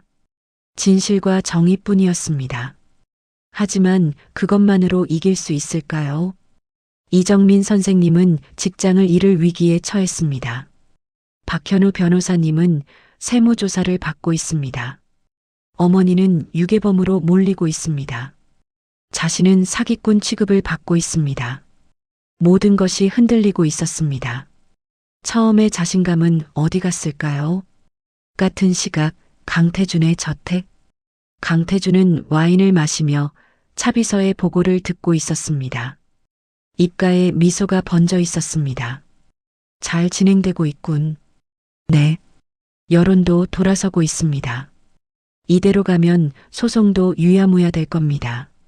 좋아. 하지만 아직 부족해. 강태준이 와인 잔을 내려놓았습니다. 눈빛이 날카로워졌습니다. 저 녀석들이 가진 증거를 없애야 해. 편지, 일기장, 그런 것들 어떻게 하시겠습니까? 강태준이 천천히 일어섰습니다. 창밖을 바라보았습니다. 그 식모년이 병원에 있지? 병원은 사고가 나기 쉬운 곳이야. 화재라든가. 차비서의 얼굴이 굳어졌습니다. 회장님, 그건 28년 전에도 했잖아. 브레이크 오일 빼는 것보다 쉬워. 강태준이 돌아섰습니다. 눈에 광기가 서려 있었습니다. 이번엔 확실하게 끝낸다. 증거도 증인도 모조리. 차비서는 대답하지 못했습니다. 28년간 강태준의 명령을 따라왔습니다. 하지만 이번은 달랐습니다. 선을 넘는 것 같았습니다. 그러나 강태준은 차비서의 표정을 신경 쓰지 않았습니다. 이미 결정을 내린 것이었습니다. 그 시각 병원. 준혁은 복순의 병실을 나서려다 멈추었습니다. 복도 끝에 낯선 남자가 서 있었습니다. 양복을 입은 중년 남자. 이전에도 본 적 있는 사람이었습니다. 남자가 휴대폰으로 통화하고 있었습니다. 목소리가 희미하게 들렸습니다. 네, 확인했습니다. 병실 위치와 보안 상태, 화재 시 대피로도 파악했습니다. 준혁의 등골이 서늘해졌습니다. 화재? 대피로? 남자가 고개를 들었습니다. 준혁과 눈이 마주쳤습니다. 남자의 눈빛이 차가웠습니다. 그리고 천천히 돌아서서 걸어갔습니다. 준혁은 움직일 수 없었습니다. 다리에 힘이 빠졌습니다. 강태준이 무슨 짓을 하려는지 알 것 같았습니다. 28년 전처럼 사고로 위장해서 증거와 증인을 없애려는 것이었습니다. 더 큰 폭풍이 오고 있었습니다. 이틀 후 새벽 2시 병원에 화재 경보가 울렸습니다. 사이렌 소리가 복도에 울려 퍼졌습니다. 비상등이 깜빡였습니다. 환자들이 비명을 질렀습니다. 준혁은 벌떡 일어났습니다. 복순의 병실 앞 의자에서 쪽잠을 자고 있었습니다. 코를 찌르는 연기 냄새가 났습니다. 복도 저편에서 불빛이 번졌습니다. 진짜 화재였습니다. 준혁은 병실 문을 열었습니다. 복순이 침대에서 일어나려 하고 있었습니다. 눈이 공포로 커져 있었습니다. 어머니, 빨리요. 준혁이 복순을 부축했습니다. 휠체어에 태웠습니다. 복도로 나갔습니다. 연기가 자욱했습니다. 숨이 막혔습니다. 눈이 따가웠습니다. 비상구를 향해 달렸습니다. 다른 환자들도 대피하고 있었습니다. 아수라장이었습니다. 울음소리, 비명소리, 발소리가 뒤엉켰습니다. 겨우 건물 밖으로 나왔습니다. 차가운 새벽 공기가 폐를 채웠습니다. 살았습니다. 하지만 안도할 시간이 없었습니다. 소방차가 도착했습니다. 화재는 3층 창고에서 시작되었습니다. 다행히 인명 피해는 없었습니다.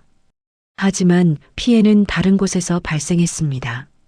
복순의 병실이 있던 층이 불에 탔습니다. 그리고 병실에 두었던 가방도. 준혁의 얼굴이 창백해졌습니다. 그 가방 안에 어머니의 편지와 일기장이 있었습니다. 28년간 복순이 지켜온 증거들이. 소방관에게 물었습니다. 목소리가 떨렸습니다. 3층 병실에 두고 온 가방이 있어요. 확인할 수 있을까요? 소방관이 고개를 저었습니다. 죄송합니다. 3층은 피해가 커서요. 대부분의 물건이 소실되었습니다. 준혁의 다리에 힘이 빠졌습니다. 증거가 사라졌습니다. 28년간의 기록이 제로 변했습니다. 우연이 아니었습니다. 강태준이 한 것이었습니다. 이틀 전 병원에서 본 남자. 화재와 대피로를 확인하던 남자. 그때 이미 계획되어 있었습니다. 같은 날 아침 더 나쁜 소식이 왔습니다. 준혁의 회사에서 연락이 왔습니다. 해고 통보였습니다. 강준혁 씨, 죄송합니다. 회사 사정상 더 이상 고용을 유지할 수 없습니다. 무슨 말이에요? 저 아무 잘못도 없잖아요. 위에서 결정된 사항입니다. 오늘 중으로 퇴직 처리됩니다. 통화가 끊어졌습니다. 준혁은 멍하니 서 있었습니다. 회사도 태성그룹의 압력을 받은 것이 분명했습니다. 중소기업이 재벌의 압력을 버틸 리 없었습니다. 직장을 잃었습니다. 증거도 잃었습니다. 모든 것이 무너지고 있었습니다. 오후에는 박현우 변호사에게서 전화가 왔습니다. 목소리가 무거웠습니다.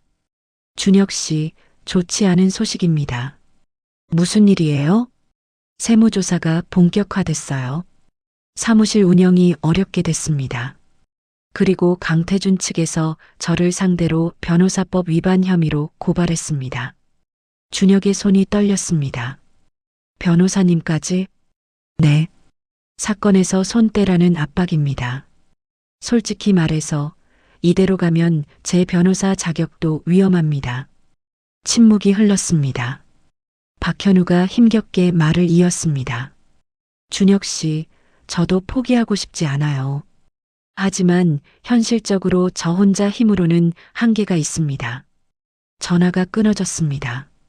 준혁은 한동안 휴대폰을 내려다보았습니다. 마지막 동맹마저 흔들리고 있었습니다. 그날 저녁 준혁의 휴대폰이 울렸습니다. 강태준이었습니다. 어때, 조카? 현실이 보이나? 준혁은 대답하지 않았습니다. 이가 갈렸습니다. 분노로 손이 떨렸습니다. 강태준이 웃었습니다. 비웃는 소리였습니다. 내 아버지 편지, 그 식모년 일기장, 다 제가 됐겠지. 병원 화재가 참 안타깝더군. 당신이 한 거잖아요. 증거 있어? 없잖아. 이제 아무것도 없어. 강태준의 목소리가 낮아졌습니다. 칼날처럼 날카로웠습니다. 내가 살아있든 죽어있든 이번엔 확실히 끝내주마. 내 발버둥은 여기까지야. 준혁의 심장이 얼어붙었습니다. 당신은 제 부모님을 죽이고 28년간 훔친 재산으로 살아왔어요. 그게 무슨 삶이에요? 내 삶은 훌륭해. 돈도 있고 권력도 있고 명예도 있어. 내 아버지는 바보였어. 내가 더 잘 쓰고 있지. 강태준이 다시 웃었습니다. 조카야, 한 가지 더 알려줄까? 그 변호사, 내일이면 변호사 자격 정지될 거야. 그 의사년도 병원에서 쫓겨날 거고, 내 주변에 아무도 안 남아. 준혁은 말이 나오지 않았습니다. 포기해. 그게 현명한 거야. 더 버티면 그 식모년도 무사하지 못해. 통화가 끊어졌습니다. 준혁은 바닥에 주저앉았습니다. 모든 것이 무너졌습니다. 증거는 불탔습니다. 직장을 잃었습니다. 변호사는 손을 떼려 합니다. 의사 선생님도 압박받고 있습니다. 어머니는 유괴범으로 수사받고 있습니다. 자신에게 남은 것은 무엇입니까?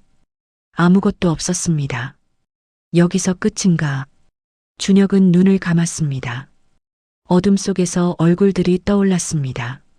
사진으로만 본 아버지, 편지로만 만난 어머니, 28년간 자신을 키워준 복순, 포기하면 편할 것입니다.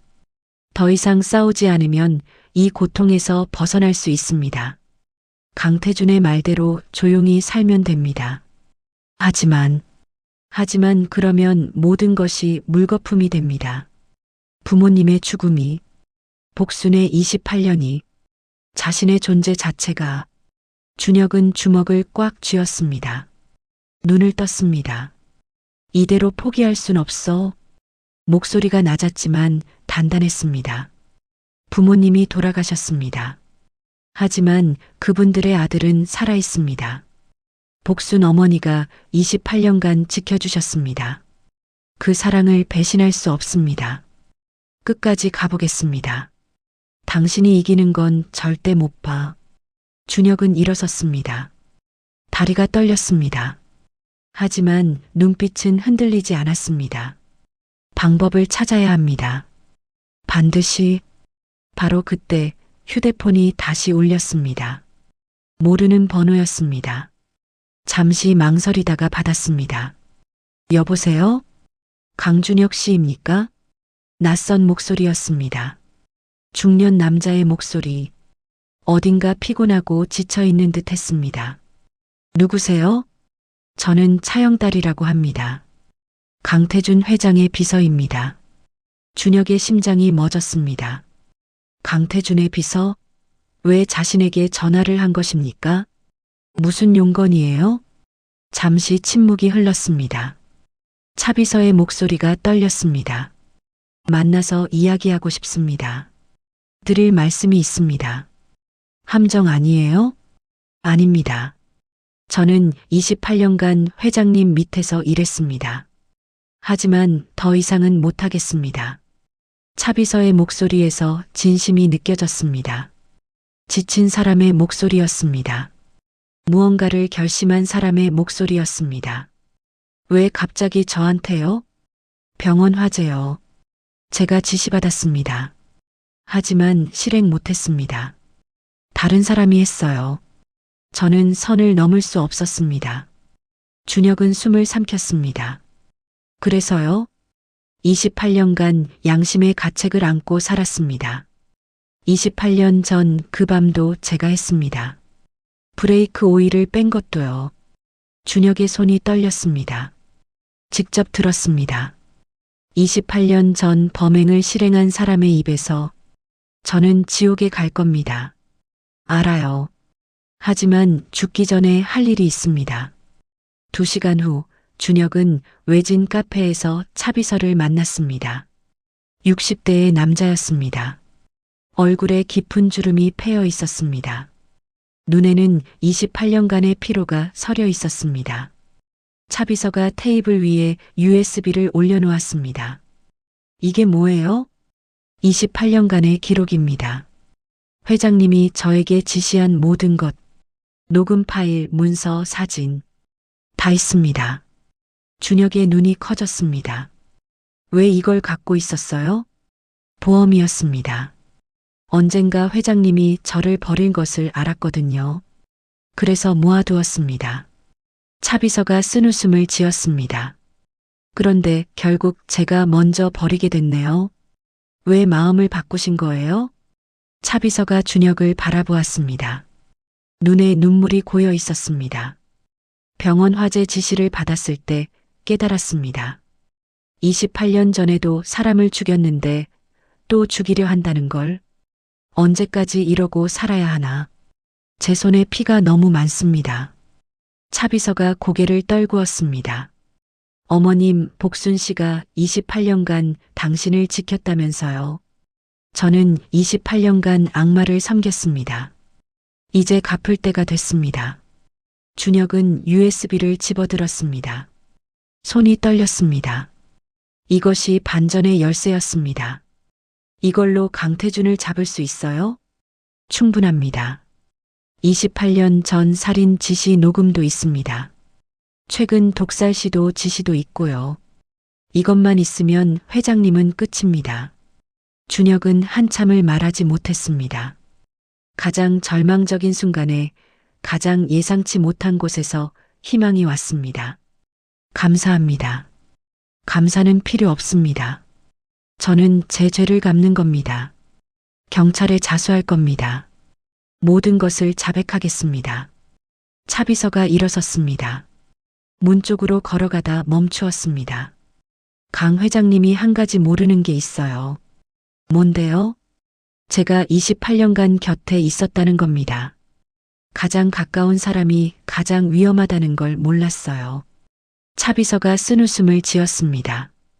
회장님은 자기가 이겼다고 생각할 겁니다. 아직은요. 하지만 곧 알게 될 거예요. 진짜 싸움이 시작됐다는 걸. 차비서가 카페를 나갔습니다. 준혁은 손에 든 USB를 바라보았습니다. 작은 물건이었습니다. 하지만 그 안에는 28년간의 진실이 담겨 있었습니다. 아직 끝나지 않았습니다. 이제 시작입니다.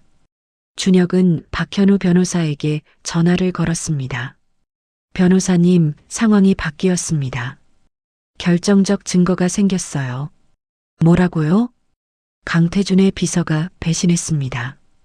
28년간의 범죄 기록을 넘겨줬어요. 녹음 파일도 있습니다. 전화기 너머로 박현우의 숨소리가 거칠어졌습니다. 그게 정말입니까? 네. 이걸로 강태준을 잡을 수 있어요. 잠시 침묵이 흘렀습니다. 박현우의 목소리가 달라졌습니다. 지쳤던 목소리에 힘이 돌아왔습니다. 내일 검찰청으로 갑시다. 이번엔 우리가 공격할 차례입니다. 통화가 끊어졌습니다. 준혁은 창밖을 바라보았습니다. 동이 트고 있었습니다. 어둠이 걷히고 빛이 번지고 있었습니다. 이제 진짜 카드를 꺼낼 차례였습니다. 3일 후 서울 프레스센터 박현우 변호사가 기자회견을 열었습니다. 수십 명의 기자들이 몰려왔습니다. 카메라 플래시가 터졌습니다. 마이크가 숲처럼 늘어서 있었습니다. 준혁이 단상에 올랐습니다. 심장이 빠르게 뛰었습니다. 손에 땀이 났습니다. 하지만 목소리는 떨리지 않았습니다. 28년간 기다려온 순간이었습니다. 저는 강태호 전 태성그룹 회장의 아들 강준혁입니다. 기자들의 펜이 일제히 움직였습니다. 28년 전 제 부모님은 교통사고로 돌아가셨습니다. 하지만 그것은 사고가 아니었습니다. 계획된 살인이었습니다. 웅성거림이 퍼졌습니다. 준혁이 말을 이었습니다. 범인은 강태준입니다. 현 태성그룹 회장, 제 큰아버지입니다. 회견장이 술렁였습니다. 기자들의 질문이 쏟아졌습니다. 하지만 준혁은 손을 들어 제지했습니다. 증거를 보여드리겠습니다. 스크린에 영상이 떠올랐습니다. 녹음 파일이 재생되었습니다. 강태준의 목소리였습니다. 브레이크 오일을 빼, 사고처럼 보이게 해. 회견장이 조용해졌습니다. 숨소리조차 들리지 않았습니다. 조카년도 처리해. 상속자가 남아있으면 안 돼. 기자들의 얼굴이 창백해졌습니다. 이것은 살인 지시였습니다. 생생한 육성 증거였습니다. 녹음은 계속되었습니다. 28년 전뿐만이 아니었습니다. 그 식모년 음식에 탈륨을 넣어 치사량으로 병원에 불을 질러 증거를 태워 최근의 범죄도 모두 담겨 있었습니다. 독살 시도, 방화 지시, 증거인멸, 모든 것이. 박현우 변호사가 마이크를 잡았습니다. 이 녹음은 강태준 회장의 측근이 28년간 보관해온 것입니다. 그는 이미 검찰에 자수했습니다. 모든 범행을 자백했습니다. 기자들이 일제히 손을 들었습니다. 질문이 폭풍처럼 쏟아졌습니다. 녹음의 진위 여부는 확인되었습니까? 강태준 회장 측의 입장은 들으셨습니까? 검찰 수사는 어떻게 진행되고 있습니까? 박현우가 대답했습니다. 녹음은 검찰 감정 결과 진본으로 확인되었습니다. 강태준 회장은 현재 검찰 소환을 앞두고 있습니다. 준혁이 다시 마이크 앞에 섰습니다. 목소리가 낮아졌습니다. 저를 28년간 키워주신 분이 계십니다. 김복순 여사입니다. 스크린에 복순의 사진이 떠올랐습니다. 그분은 28년 전 목숨을 걸고 저를 구했습니다. 강태준의 손에서, 그리고 28년간 자신의 삶을 희생하며 저를 지켜주셨습니다. 준혁의 눈에 눈물이 고였습니다. 하지만 목소리는 흔들리지 않았습니다. 그분이 없었다면 저는 오늘 이 자리에 설 수 없었습니다. 저는 그분의 아들입니다. 피는 섞이지 않았지만 그분은 제 어머니입니다. 같은 시각 태성그룹 본사 이사회가 긴급 소집되었습니다. 이사들의 표정이 굳어 있었습니다. 테이블 위에는 태블릿이 놓여 있었습니다. 기자회견이 생중계되고 있었습니다. 강태준이 회의실에 들어왔습니다. 평소처럼 당당한 걸음이었습니다. 아직 기자회견 소식을 모르는 듯 했습니다. 긴급 소집이라니 무슨 일이요? 이사들이 서로를 바라보았습니다. 아무도 대답하지 않았습니다. 한 이사가 태블릿을 강태준 앞으로 밀었습니다. 화면에서 준혁의 목소리가 흘러나왔습니다. 범인은 강태준입니다. 현 태성그룹 회장, 제 큰아버지입니다. 강태준의 얼굴이 굳어졌습니다. 그리고 녹음 파일이 재생되었습니다. 자신의 목소리가 브레이크 오일을 빼 사고처럼 보이게 해. 강태준의 손이 떨렸습니다. 얼굴이 창백해졌습니다.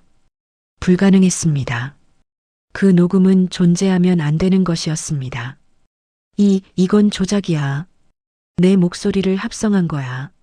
하지만 이사들의 눈빛은 싸늘했습니다. 아무도 그의 말을 믿지 않았습니다. 회의실 문이 열렸습니다. 검찰 수사관들이 들어왔습니다. 선두에 선 검사가 영장을 내밀었습니다. 강태준 씨, 살인 및 살인미수 혐의로 체포합니다. 강태준이 뒷걸음질 쳤습니다. 뭐라고? 이게 무슨 짓이야? 묵비권을 행사할 수 있으며 변호인의 조력을 받을 권리가 있습니다. 수사관들이 다가왔습니다. 강태준이 소리쳤습니다. 나를 건드릴 순 없어. 내가 누군지 알아? 하지만 소리친다고 달라지는 것은 없었습니다. 수갑이 채워졌습니다. 차가운 쇠의 감촉이 손목을 감쌌습니다. 이건 음모야. 저 녀석들이 짜고 하는 거라고. 강태준이 발버둥 쳤습니다. 하지만 수사관들은 꿈쩍도 하지 않았습니다. 그는 끌려나갔습니다. 28년간 군림하던 회의실에서, 자신이 세운 제국에서, 기자회견장, 준혁은 아직 단상에 서 있었습니다. 휴대폰에 속보가 떴습니다. 속보 강태준 태성그룹 회장, 검찰에 긴급 체포. 기자들이 술렁였습니다. 플래시가 다시 터졌습니다. 질문이 쏟아졌습니다. 하지만 준혁은 아무 말도 하지 않았습니다. 눈물이 흘렀습니다. 참을 수 없었습니다. 28년이었습니다. 28년 만에 부모님의 원수가 잡혔습니다. 아버지, 어머니, 드디어 끝났습니다. 기자회견이 끝났습니다. 준혁은 병원으로 향했습니다. 복순이 기다리고 있었습니다. 화재 이후 복순은 다른 병원으로 옮겨져 있었습니다. 이정민이 수소문에서 찾은 곳이었습니다. 작은 병원이었지만 안전했습니다. 준혁이 병실 문을 열었습니다. 복순이 텔레비전을 보고 있었습니다. 화면에는 기자회견 뉴스가 나오고 있었습니다. 어머니, 복순이 고개를 돌렸습니다. 눈에 눈물이 그렁그렁 맺혀 있었습니다. 준혁아. 준혁이 다가갔습니다. 어머니 곁에 무릎을 꿇었습니다. 복순의 손을 잡았습니다. 끝났어요, 어머니. 그 사람이 잡혔어요. 복순의 입술이 떨렸습니다. 말이 나오지 않았습니다. 28년이었습니다. 28년간 숨어 살았습니다. 두려움에 떨며 살았습니다. 그 긴 시간이 끝났습니다. 정말이야? 정말 끝난 거야? 네, 어머니. 진짜 끝났어요. 복순이 준혁을 안았습니다. 어깨가 들썩였습니다. 울음이 터져 나왔습니다. 28년간 참아왔던 눈물이었습니다. 며칠 후 검찰 발표가 있었습니다. 강태준에게 적용된 혐의는 총 12개였습니다. 살인, 살인미수, 유언장 위조, 사문서 위조, 방화교사, 독극물 투여교사, 그 외 다수. 검찰은 무기징역을 구형할 것이라고 밝혔습니다. 재판이 예정되었습니다. 차비서도 체포되었습니다. 하지만 그는 자수했고 모든 범행을 자백했습니다. 수사에 적극 협조한 점이 고려될 것이라고 했습니다. 여론은 완전히 뒤집어졌습니다. 처음에 준혁을 의심했던 사람들도 이제는 그를 응원했습니다. 28년간 숨겨진 진실, 드디어 밝혀지다. 부모 원수 잡은 아들, 눈물의 기자회견, 식모의 28년 헌신, 진짜 어머니의 사랑. 복순에 대한 유괴 혐의도 취하되었습니다. 검찰은 복순의 행동이 긴급 피난에 해당한다고 판단했습니다. 아이의 생명을 구하기 위한 불가피한 조치였다고. 일주일 후 준혁은 박현우 변호사와 함께 법원에 갔습니다. 상속권 반환 소송의 최종 심리였습니다. 강태준 측 변호사는 나타나지 않았습니다. 의뢰인이 구속되자 사임한 것이었습니다. 피고 측 자리는 비어 있었습니다. 재판장이 판결을 선고했습니다. 원고 강준혁의 청구를 인용합니다. 피고 강태준이 위조한 유언장은 무효임을 확인합니다. 고 강태호 회장의 모든 재산은 원고 강준혁에게 귀속됩니다. 끝났습니다. 법적으로도 끝났습니다. 준혁은 멍하니 서 있었습니다. 실감이 나지 않았습니다. 2달 전만 해도 평범한 영업사원이었습니다. 지금은 대기업의 상속자가 되었습니다. 하지만 그것은 중요하지 않았습니다. 중요한 것은 진실이 밝혀졌다는 것이었습니다. 부모님의 명예가 회복되었다는 것이었습니다. 법원을 나서는 길, 기자들이 몰려들었습니다. 질문이 쏟아졌습니다. 강준혁 씨, 승소 소감 한마디 해주세요. 앞으로 태성그룹을 어떻게 경영하실 건가요? 강태준 회장에게 하고 싶은 말이 있으신가요? 준혁이 멈추었습니다. 마이크를 바라보았습니다. 천천히 입을 열었습니다. 저는 아직 준비가 안 됐습니다. 회사 경영은 천천히 배워가겠습니다. 지금 당장은 어머니 곁에 있고 싶습니다. 기자들이 다시 물었습니다. 어머니라면 양모 김복순 씨를 말씀하시는 건가요? 네. 저에게 어머니는 한 분입니다. 김복순 여사입니다. 피는 섞이지 않았지만 그분이 저를 낳아주신 거나 마찬가지입니다. 28년간 목숨 걸고 저를 지켜주셨으니까요. 준혁의 눈에 눈물이 어렸습니다. 저는 그분의 아들로 살겠습니다. 평생. 병원으로 돌아왔습니다. 이정민과 박현우도 함께였습니다. 복순의 병실에 모였습니다. 복순이 휠체어에 앉아 있었습니다.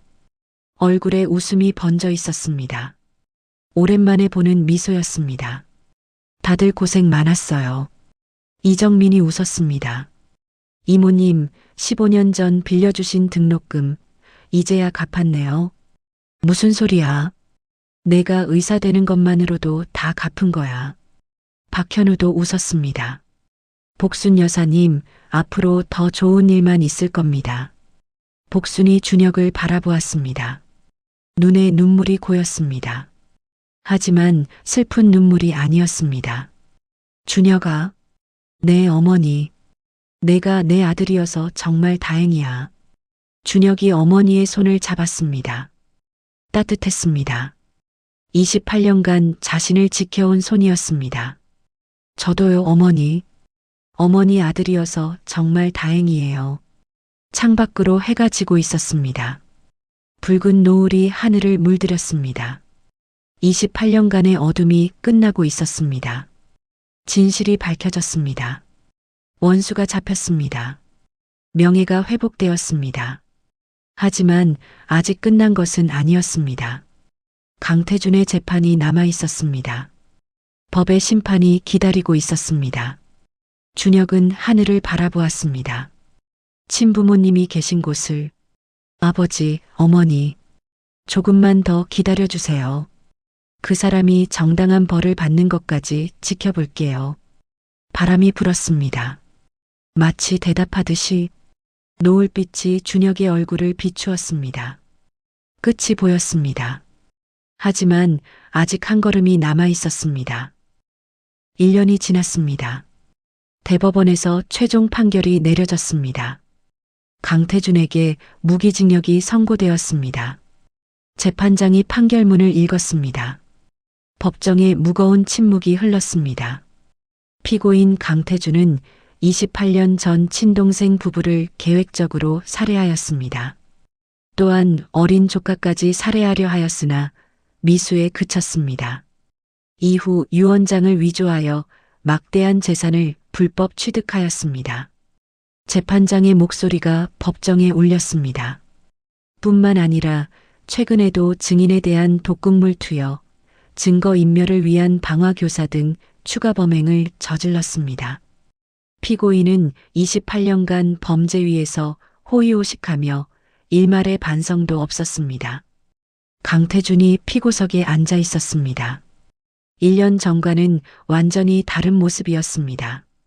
백발이 더 새었습니다. 볼이 푹 꺼졌습니다. 양복 대신 수인복을 입고 있었습니다. 이에 피고인을 무기징역에 처합니다. 판결이 끝났습니다. 강태준은 아무 말도 하지 않았습니다. 고개를 떨군 채 앉아 있었습니다. 28년간 쌓아온 모든 것이 무너진 순간이었습니다. 방청석에서 준혁이 지켜보고 있었습니다. 복순도 함께였습니다. 휠체어 없이 걸을 수 있을 만큼 회복한 상태였습니다. 강태준이 끌려나갔습니다. 법정 문을 나서기 전 잠깐 준혁과 눈이 마주쳤습니다. 그의 눈에는 분노도 후회도 없었습니다. 그저 공허함만 남아 있었습니다. 모든 것을 잃은 사람의 눈이었습니다. 준혁은 그 눈을 똑바로 마주 보았습니다. 말하고 싶은 것이 많았습니다. 하지만 아무 말도 하지 않았습니다. 말은 필요 없었습니다. 결과가 모든 것을 말해주고 있었습니다. 강태준이 시야에서 사라졌습니다. 법정 문이 닫혔습니다. 끝났습니다. 진짜로 끝났습니다. 법원을 나서는 길, 기자들이 몰려들었습니다. 질문이 쏟아졌습니다. 하지만 준혁은 짧게만 대답했습니다. 오늘로 28년간의 일이 마무리되었습니다. 아버지와 어머니의 명예가 회복되었습니다. 더 이상 말씀드릴 것은 없습니다. 준혁은 복순의 손을 잡고 걸어갔습니다. 기자들의 질문을 뒤로 한 채 복순이 물었습니다. 괜찮아? 네, 어머니. 이제 괜찮아요. 준혁의 목소리는 담담했습니다. 하지만 그 안에 깊은 안도가 담겨 있었습니다. 28년간 자신의 삶에 드리워져 있던 그림자가 마침내 거친 것이었습니다. 강태준의 몰락은 철저했습니다. 재산은 모두 동결되었습니다. 위조된 유언장으로 취득한 모든 것이 준혁에게 반환되었습니다. 태성그룹의 지분, 부동산, 예금, 주식, 28년간 쌓아온 것들이 하루아침에 사라졌습니다. 지위도 잃었습니다. 태성그룹 회장에서 무기수로, 화려한 저택에서 좁은 감방으로, 추종하던 사람들은 모두 등을 돌렸습니다. 명예도 무너졌습니다. 자선사업가, 성공한 기업인이라는 가면이 벗겨졌습니다.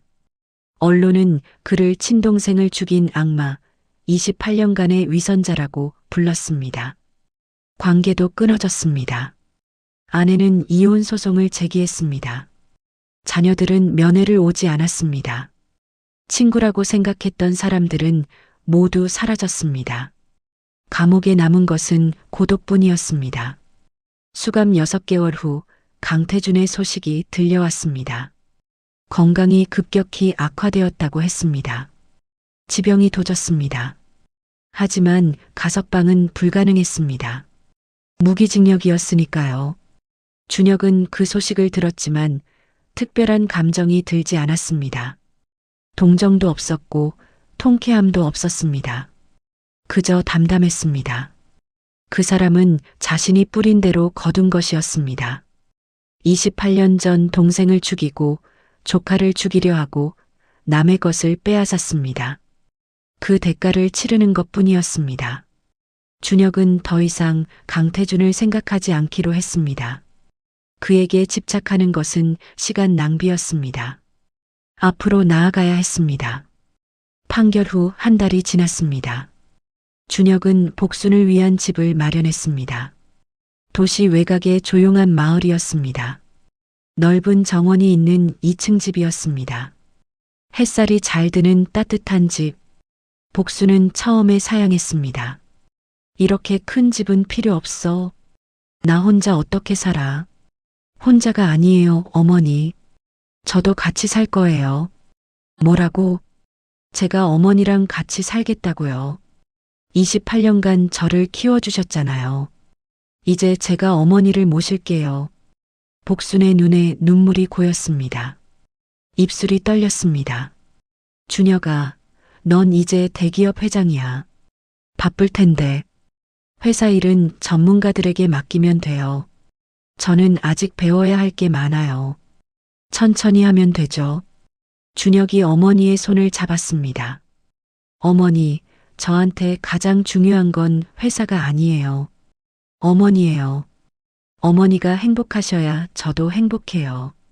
복순이 울었습니다. 기쁨의 눈물이었습니다. 28년간 키운 아들이 이렇게 자랐습니다. 이보다 더한 보답이 어디 있겠습니까? 조력자들에게도 감사를 전했습니다. 이정민 의사에게는 대학병원의 응급의료센터를 기부했습니다. 최첨단 시설을 갖춘 센터였습니다. 그의 이름을 붙였습니다. 이정민 응급의료센터. 기부식에서 이정민이 말했습니다. 이건 너무 과분해요. 과분하지 않아요. 선생님이 없었으면 어머니가 돌아가셨을 거예요. 그리고 저도 여기 없었을 거예요. 준혁이 미소 지었습니다. 15년 전 어머니가 선생님께 등록금을 빌려주셨잖아요. 선생님은 그 은혜를 갚으셨고 이제 저도 갚는 거예요. 이렇게 은혜가 돌고 도는 거예요. 이정민의 눈에 눈물이 어렸습니다. 고개를 끄덕였습니다. 박현우 변호사에게는 인권변호재단 설립을 지원했습니다. 어려운 처지의 사람들이 무료로 법률 도움을 받을 수 있는 재단이었습니다. 변호사님 덕분에 저는 정의를 찾았어요. 다른 사람들도 그럴 수 있도록 돕고 싶어요. 박현우가 준혁의 손을 잡았습니다. 좋은 사람이 됐네요. 강 회장님. 아직 회장 소리는 어색해요. 그냥 준혁이라고 불러주세요. 두 사람이 웃었습니다. 차비서에 대해서도 생각했습니다. 그는 자수했고 모든 것을 자백했습니다. 징역 10년을 선고받았습니다. 28년간의 공범이었지만 마지막에 양심을 선택했습니다. 그것이 참작되었습니다. 준혁은 그를 용서할 수 없었습니다. 부모님을 죽인 실행범이었으니까요. 하지만 원망하지도 않았습니다. 그가 없었다면 강태준을 잡지 못했을 테니까요. 복잡한 감정이었습니다. 하지만 그것도 시간이 지나면 정리될 것이었습니다. 봄이 왔습니다. 준혁은 부모님의 묘소를 찾았습니다. 28년 만에 제대로 된 성묘였습니다. 복순도 함께였습니다. 묘비 앞에 꽃을 놓았습니다. 무릎을 꿇고 절을 올렸습니다. 눈물이 흘렀습니다. 아버지, 어머니, 아들 준혁이 왔습니다. 바람이 불었습니다. 봄바람이었습니다. 따뜻하고 부드러운. 늦어서 죄송해요. 28년이나 걸렸어요. 하지만 약속 지켰어요. 원수를 잡았어요. 이제 편히 쉬세요. 준혁의 눈물이 땅 위로 떨어졌습니다. 복순이 옆에서 절을 올렸습니다. 사모님, 회장님, 복순이에요. 약속 지켰어요. 준혁이를 잘 키웠어요. 훌륭한 청년이 됐어요. 복순도 울었습니다. 28년간 품고 있던 말이었습니다. 드디어 전할 수 있었습니다. 이제 걱정 놓으세요. 준혁이가 잘 살 거예요. 저도 지켜볼게요. 바람이 다시 불었습니다. 마치 대답하듯이 꽃잎이 날렸습니다. 햇살이 묘비를 비추었습니다. 묘소를 나서는 길, 준혁이 복순의 손을 잡았습니다. 어머니, 감사해요. 뭘? 28년간 저를 지켜주셔서 어머니가 없었으면 저는 여기 없었을 거예요. 복순이 미소 지었습니다. 주름진 얼굴이었지만 그 어느 때보다 아름다웠습니다. 내가 할 일을 한 거야. 내 친어머니가 부탁하셨으니까. 그래도요. 어머니 인생을 바치셨잖아요. 숨어 살면서, 두려워하면서, 다 저 때문이었잖아요. 복순이 고개를 저었습니다. 아니야. 난 후회 없어. 내가 건강하게 자라는 것만으로도 행복했어. 내가 착하게 자란 것만으로도 보람 있었어. 복순이 준혁의 손을 꽉 쥐었습니다. 준혁아, 난 내 친어머니는 아니야. 하지만 널 사랑하는 마음은 진짜야.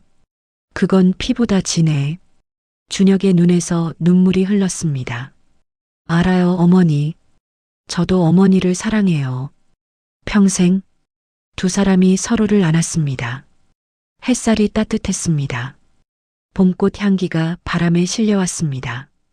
1년 후, 준혁은 태성그룹의 새 회장으로 취임했습니다. 하지만 강태중과는 다른 방식으로 회사를 이끌었습니다. 직원 복지를 개선했습니다. 사회공헌 활동을 늘렸습니다.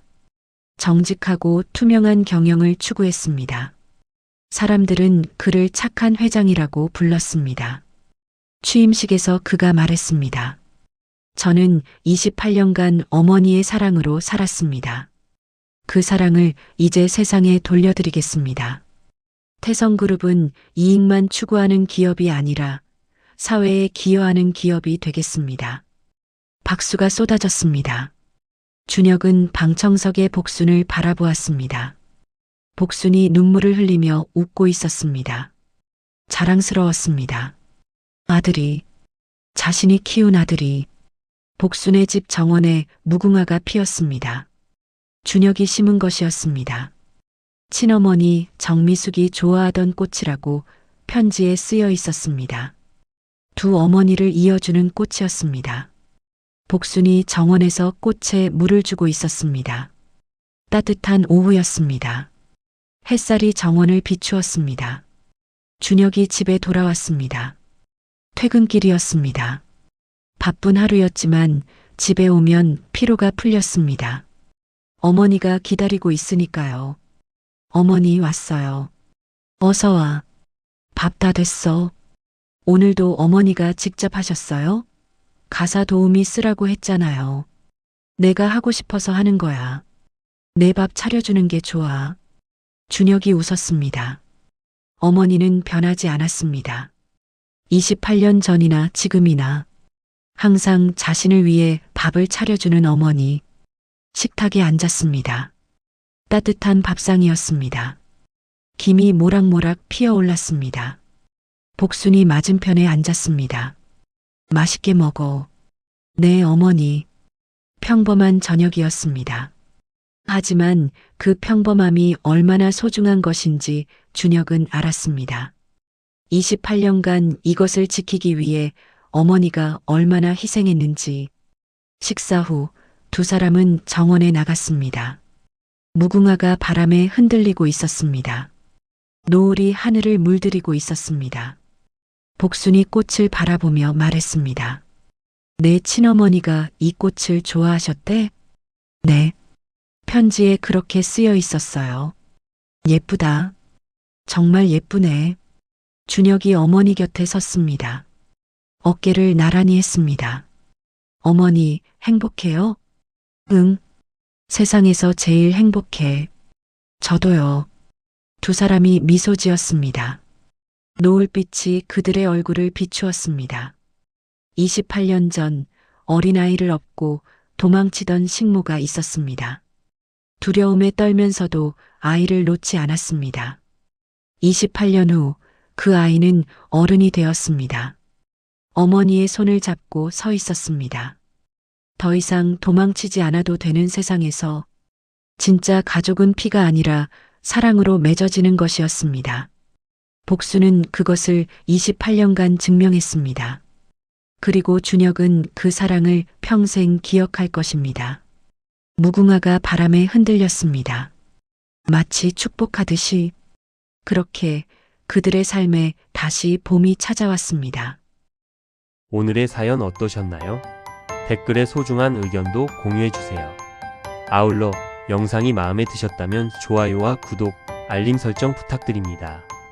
이야기 소나무에 큰 도움이 됩니다.